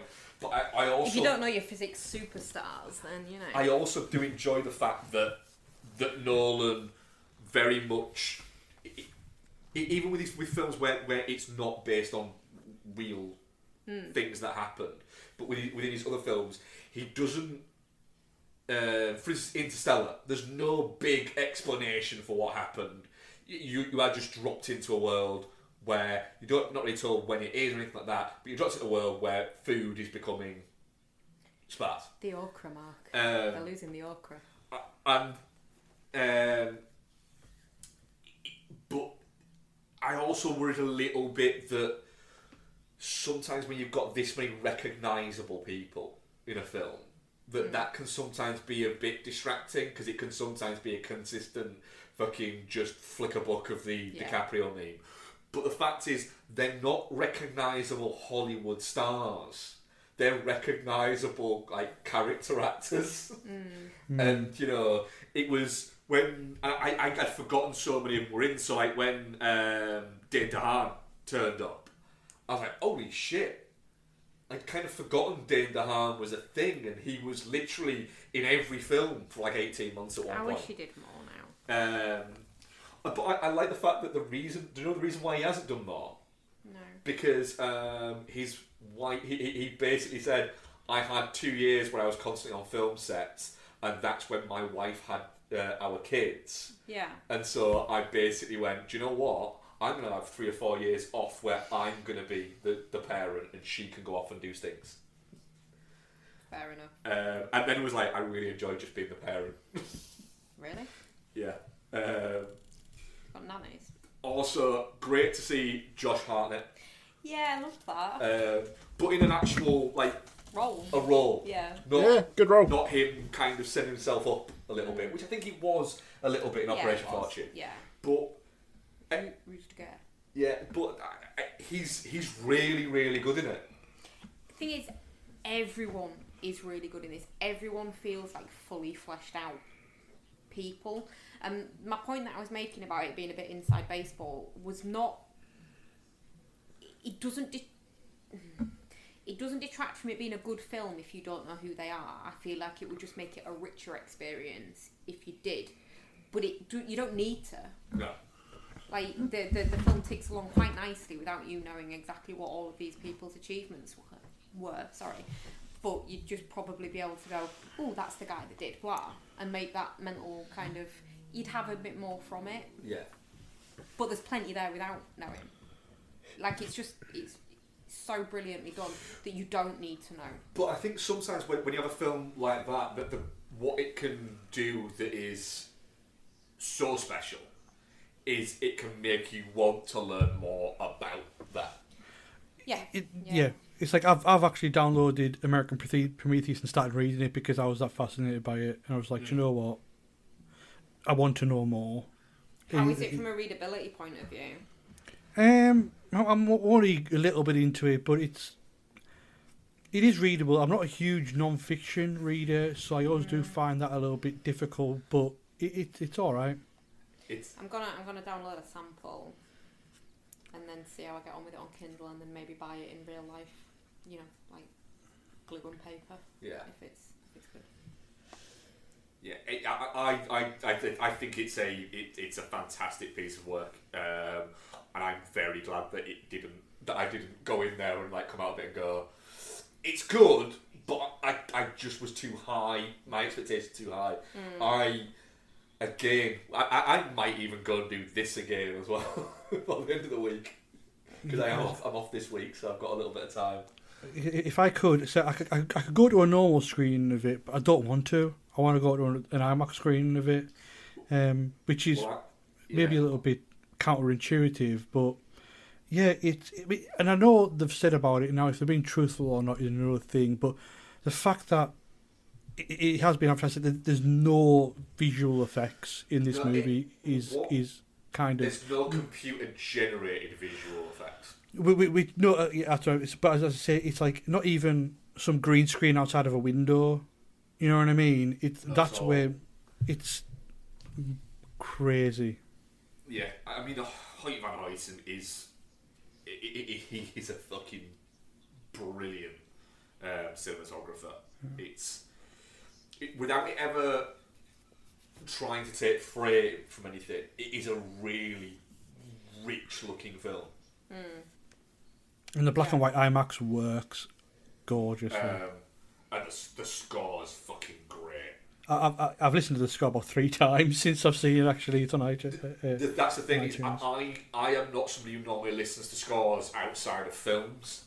I know a lot of people do, but I personally can't do that. It doesn't click with me in the same way. But I have with this. Yeah. I was listening to it today while I was making cookies. Nice. Yeah. That's some Kennedy right there, Mark. So Kodak developed some special film for this film, didn't they? Yeah. Black and white IMAX stuff. Yeah. It's interesting.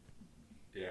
But yeah, it will be a day one 4K disc purchase. Physical disc? Yeah. Yeah. I might even buy a 4K player for it because I can then watch it downstairs on the OLED. Or you could just take the PlayStation 5 downstairs. It takes effort. Man, I can absolutely get involved with the logic of that, and I've got to take that downstairs, which means I've got to take it back up. If I just get one, I can plug it in there and I can leave it there. Hang on, I got a beautiful scenario. Mark, why don't you sell Jord your 4K player and then use that money plus the money from selling your PlayStation 4 to buy a PlayStation 5? Why are you so desperate for us to get a PlayStation 5? Because you would fucking enjoy it, Becky. Yeah, literally, I that's can't even why. finish a game unless it's called Alan Wake at the moment. So. But Alan Wake 2 is coming out in October and it's not on the PS4. That reminds me so much about the Alan Wake. So I remember watching E3 when that was announced, and I was like, "This looks amazing. Oh shit! This looks amazing." And I mean, it's been decade, if not longer. And I remember playing that game because I was so buzzed for it and just being so disappointed. Oh really? But again, this is years and years ago. I might play it today and think it's great, but hey, he's me. I mean, whereas I think Last of Us Part 2 is the greatest computer game story ever, and you two can't even finish the even game. Oh, it's that bit where you're just going through the fucking gardens. I cannot get past it. It's like there's only so many fucking gardens I can go through. Well, I'm guessing I just don't like Dina. I'm just going to drop that and run away. But yeah, sorry? I don't like Dina. So I guess we're all definitely not shut Oppenheimer. Just remember, we've got a third film we need to review. Yeah. Definitely not shit 77%. Touching Cloth 0%. Shit 15%. Geostorm 8%. They Cloned Tyrone is written and directed by. We're not doing what else we've been up to this week. Then are we not? We can do that after if we want. Or we can do it now. I mean, to be fair, or shall we just do the reviews? Because thinking about it, it's 8:15. I watched 2 movies that weren't the movies we watched. I watched one of the worst movies I've ever watched. Well, now you have to do that. What have you been up to, Becky? No. Let's do it next week. Yeah. Just talk about 2 things. Yes. One is... Yes, you can. Under Siege. Actually, never seen Under Siege before. The fact that they have... Oh, shit. The fact that they have Steven Seagal and Tommy Lee Jones in the same scene together is frankly criminal. Like, you have one person who shouldn't have a movie career at any point, and one of my favourite actors of all time. And it's just like, one has personality and charisma and can... And, like... I haven't seen that many Seagal films. It's one of those blind spots which I don't really care about because it's Seagal. But watching him, even in his heyday, it's painful. Yeah, he's not. He's so bad. Not very good. And Under Siege wasn't great. If he didn't have Tommy Lee Jones and Gary Busey in it, it would be probably unwatchable. The other is, and I know I've talked about it a bit, and I always feel really conscious about talking it in the boy chat, but The Bear Season 2, it is TV, but it is a special show. If you aren't watching it, it's one of those things where, do you know when you're being annoying by going on and on and on about it, and you feel like you're probably upping everybody's hatred for it because you're going on about it for so much and maybe even over-egging it, but that show is something else, and especially that second season, it's practically perfect television, and the way it pays off for some characters throughout that season is it's magical. It's the final 5 from episode 6 to episode 10. Like each episode had me in tears. Like probably like Lauren was coming down saying, "What the hell is wrong with you? Like, why are you weeping?" It's beautiful. Like really stressful, really anxious, but unbelievable television. Because I was enjoying it, but you weren't, Leah. Nah, everyone's a cunt. Whereas I was quite enjoying it, but I've not been watching it because I thought you still wanted to watch it, but you're right bowing out, aren't you? I think so. I will continue on that one then. What that second season does with just understanding purpose, and that's what I want to say is like it just has that theme going on, and like episode 6 of season 2 is like just that episode you understand why people are the way they are, and it's how that episode is shot and acted, and like to be honest, who they've got in that episode is a bit mental as well. But yeah, it is the best thing on television at the moment. I mean, and by a country mile. Nice. I'm gonna get back on it. Yeah, I only watched 2 movies this week. I'll talk about next. Who that? Why we gotta do this? Shit. Ain't no way. Damn dope. It ain't no way. Damn. Ain't no way. Jesus, what you gonna do? You sending ghosts to a pimp? Money, man. Ain't no way. You got 5 seconds. How this be? 5. There's gotta be a logical explanation to this. Y'all see the shit? Man, 3 of them will bust your shit open. And open the damn door. You know why I'm here? I think we got more pressing issues to talk about. And what's that? They shot your ass. Where the money at? Do you not remember getting lit the fuck up? You should be breathing through some tubes right now. Look, I don't have time for all this. Fontaine, you took it. You took it. You came in here, you went to my haberdasheries, you passed up on my beige bitch, and you went outside and you pulled a 50 cent. They Cloned Tyrone is written and directed by Jewel Taylor and stars John Boyega, Jamie Foxx, Teniola Paris, Keith Sutherland, and a few other people. What is it about? Let's find out. They Cloned Tyrone. A series of eerie events thrust an unlikely trio onto the trail of a nefarious government conspiracy in this pulpy mystery caper. Ian, They Cloned Tyrone. What did you reckon? So this film is like Jordan Peele watched Black Dynamite and was like, yeah, alright, let's do one of those. I really, really, really liked They Cloned Tyrone.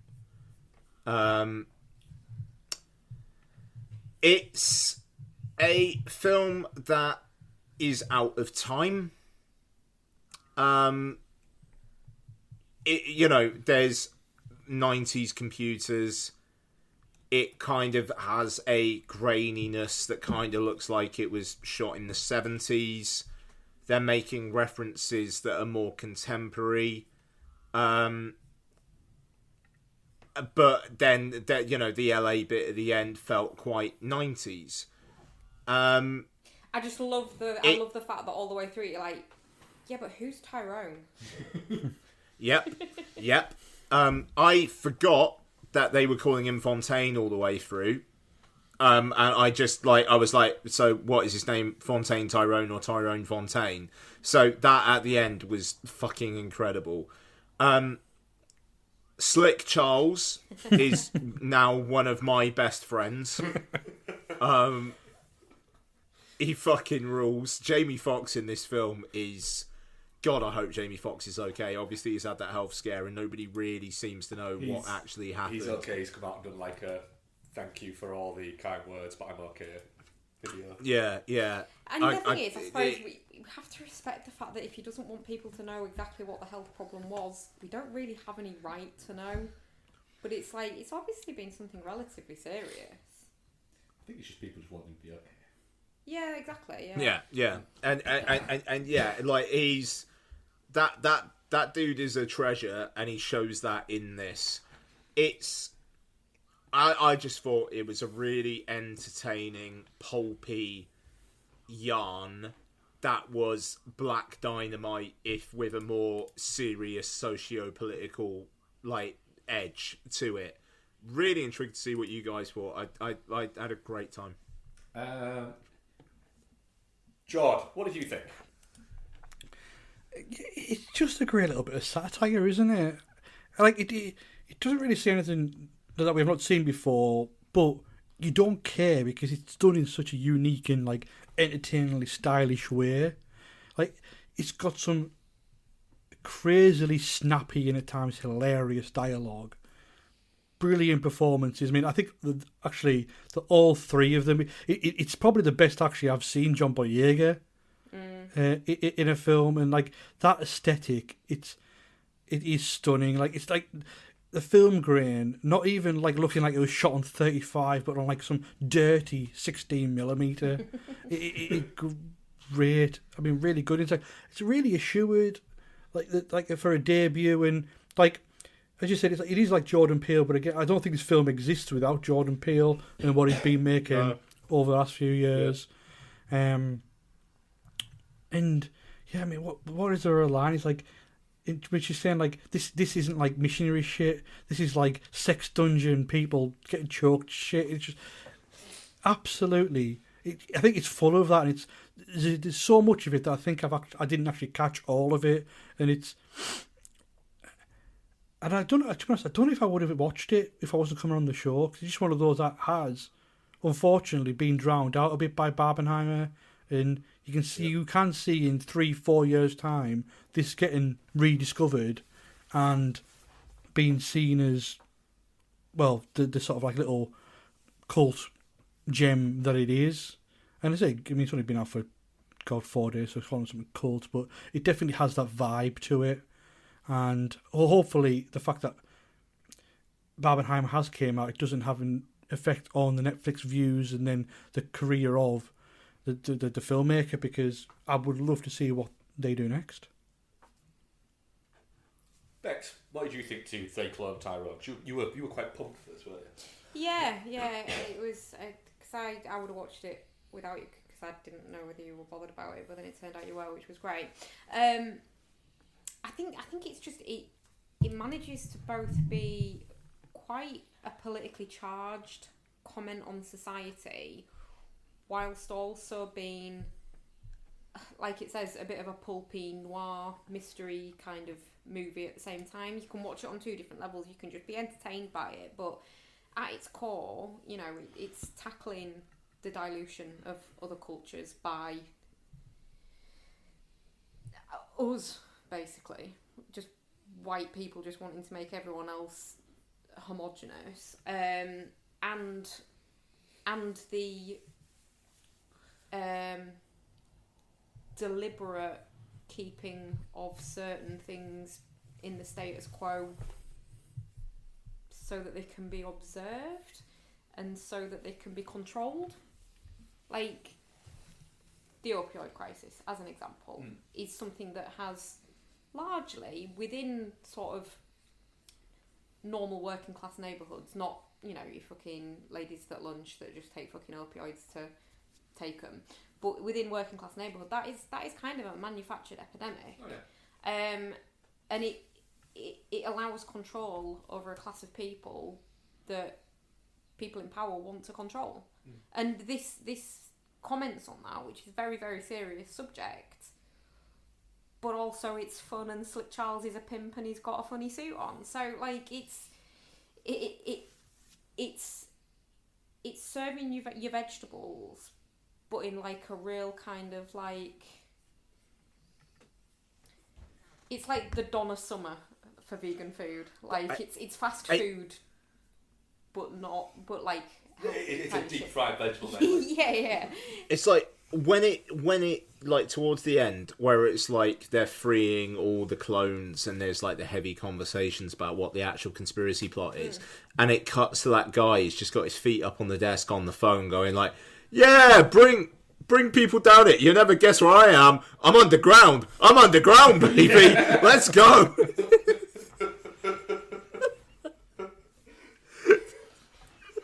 But he's still got his hand fan as well. Yeah. Because like the first line he says in the film is "Man, it's warm." But yeah, I think it straddles that line really well to manage to be a social commentary and a really entertaining movie. So yeah, it's a massive success for me, this film. Yeah. I'm pissed off it came out in the weekend of Barbenheimer, because I feel like it probably could have been a bit of a thing. I think online. This will end up getting. It'll have a point where somebody will go, "Hang on a minute, while we were all impressed with this fucking thing happened, and it's really fucking cool." I do think it'll end up getting its time. I had a great time with this. It's a great looking movie. Oh yeah. It's got such a vibe to it.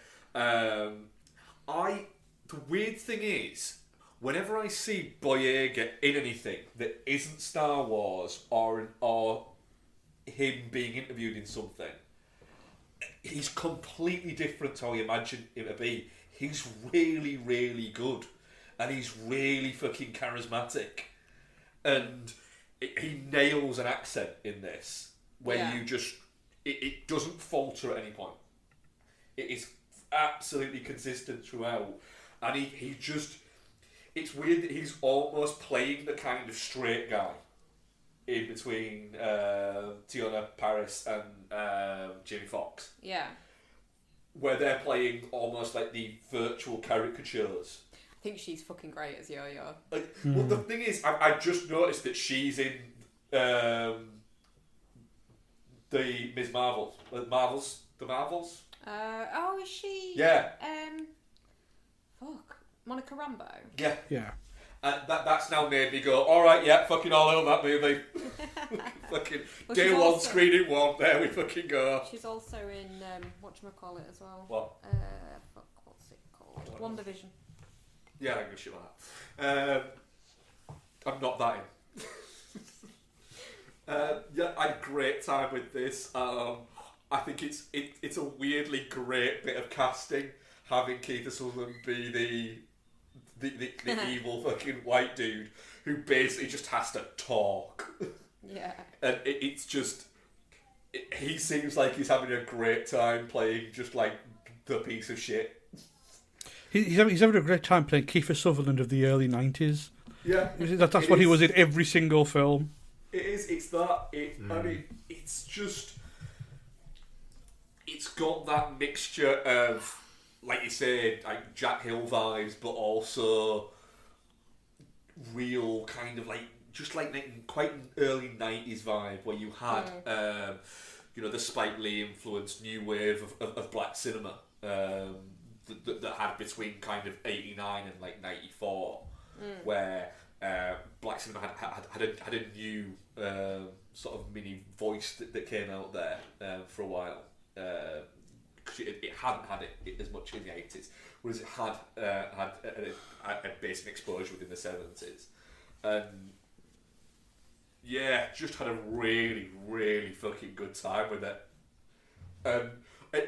What I always like is when I'm watching like a film like this that is not necessarily a big movie or anything like that. It's a relatively sort of small movie that I'm watching. That I always like watching stuff like this, watching them going, I fucking know Ian's really vibing with bits of this. I know that Ian will be liking the fact that fucking Slick Charles won't drink juice anymore.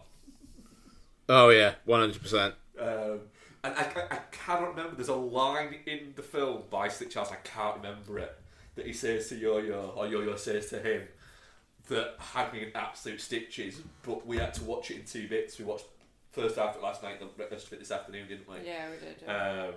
It was like, it's quite a nice treat though, because like we only stopped watching it because you were really tired, weren't you? It was like halfway in the morning. Yeah, it was. Yeah. But it was nice to have something to go back to. You know, like, oh, I want to finish that.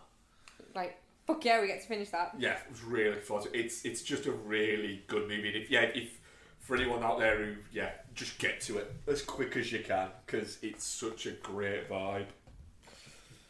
Definitely not shit. Definitely not shit. Will probably be in at least my surprises of the year. Yeah. Our audience poll, well, definitely not shit 0%, touching cloth 33%, and shit 67%. Wow. Yeah, miserable fuckers. All your fans are racist. We've only had one question this week, but we are always... I didn't say that. What? I didn't say that. Yeah, sorry. Dylan Black Lantern says, fill in the blanks. I have become blank, destroyer of blanks. I have become the I very much wish destroyer of Florence's pew. So yours is, I have become destroyer of Florence's pew. No, I very much wish the destroyer of Florence's pew. I'm not gonna assume that I can be, but Bex, what's yours? Oh God, I don't know. That's a really good question. George, what's yours? I have become Ken, destroyer of the patriarchy. Oh dear. is that Barbie 2? Where he realises he took things too far. Also, the line in Barbie when he was like, I was learning about the patriarchy, but then like when I found it wasn't about horses, I kind of lost interest. That is so good. I am become Ken, loving horses. I liked as well. I need to go. I'm paraphrasing, but like I need to go in this library. I need to find a book about horses or something like that, or trucks. Was it trucks? Fuck, that's great. Did you actually realise? You know the old woman that she talks to at the bus stop, in it, which is like "You're beautiful." Yeah. That is actually Barbara. Handler. Yeah, Barbie Handler. Yeah. Didn't realise that. Oh shit! Really? Yeah, that's who Barbie was actually modelled after. That's pretty okay. That's pretty cool that the woman who created Barbie actually gets to see. No, that is Barbie. Oh. That's not the woman. That's the daughter. That Barbie was modelled after Ruth's. Oh, she's the daughter. Yeah. Well, still, that's pretty cool. Yeah.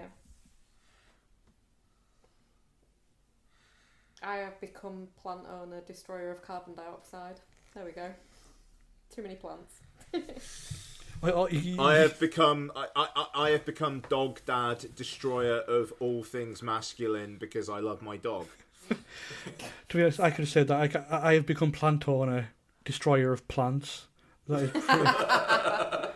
Oh, we've got a real poorly one at the moment, Jordan. It's really upsetting me. We have 22 plants, Becky. 24, thank you. 24 is it now? Yeah.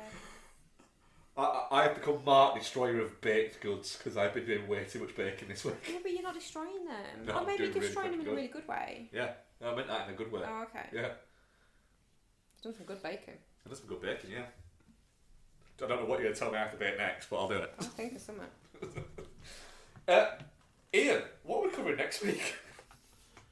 Next week we are... Fucking Turtles, baby! Is it? Yeah. Comes out on Monday. Well, that comes out on Monday. Are you covering Joyride? When's that out? Friday on PVOD. On PVOD. I totally forgot something. What? So, remember I was saying that the majority of my screening of Barbie was young kids? Yeah. Yeah, they accidentally played the Red Band trailer for Joyride. Nice, that's good. Before it. Do you know what happened in our screening? What? So about 1:30, so just towards the end of the movie, Yeah. some very, very noisy people came in. What seats are we in? What row are we in? Oh, we're in this row. Oh, go on then, you go down there. God, they said it didn't start till 2:00. Maybe it doesn't start till 2. It's 1:30. It's the previous one, you fucking cunts. It's good. Yeah, so that happened. Talk to me. Yeah, Talk to Me's out on Friday. That's what I was. Yeah, that's what I was gonna go with. The thing is with Turtles, I think Lottie wants to see Turtles. She's at a summer camp thing during the day next week, so I think we might need. Yeah, Turtles and Meg 2 is a good double bill. I feel like for the week after. Well, you can see Turtles on day of release. We just can't talk about it for over a week. Like an embargo. I mean, you can talk. You can. Can I I mean, talk if to you Mark guys want about to talk it? about Turtles, Yeah. well, Jordan look, Mcgrath, actually, mate. to be fair, we need to talk about the recording of that week because the week of the Meg 2, the Wednesday, I am at the Cardiff City versus Colchester United first round of the Carabao Cup. So this is the first of my football disrupting recording schedules. So it maybe we need to record on the Sunday or something of that, which means you only have to wait 6 days, not 9 days, to record about Turtles. We'll work that out. Just noticed as well, there's a 4K restoration of the Virgin Suicides showing at our Cineworld, so we might be going to that as well. If I can drag Mark along. You quite like the Virgin Suicides. It's got Josh Hartnett in it. Yeah. Yeah. But we'll definitely do Talk to Me. We'll definitely be doing Talk to Me. Yeah, we'll be doing. There'll be films. We'll be chatting. Well, thank you very much, Joy, for joining us. Always a pleasure having you on the show. Thanks for having me. Enjoyed it. Admiral Arthouse, we salute you. Thank you much, Rebecca. Thanks very much, Mark. And thank you very much, Ian. Independent Igloo, we salute you. Oh, Ian, just one last thing. You'll be really happy to know Ghostbusters is coming on Netflix next week. You know that one you really like? Which... Oh, Afterlife. Yeah, Are you talking about the 4-star movie, Ghostbusters Afterlife? That's the one. Hey. Go fuck yourself, Jordan Restrepo McGrath. Thank you very much for Damn listening, good guys, movie. and we shall speak to you next week. Bye. What can Jason Reitman do? I mean, he can go fuck himself, and Jordan and I are going to play some online golf. Bye. Bye. Bye. Doesn't seem to matter what I do. I'm always number 2. No one knows how hard I tried. I have feelings that I can't explain, driving me insane. All my life been so polite, but I'll sleep alone tonight.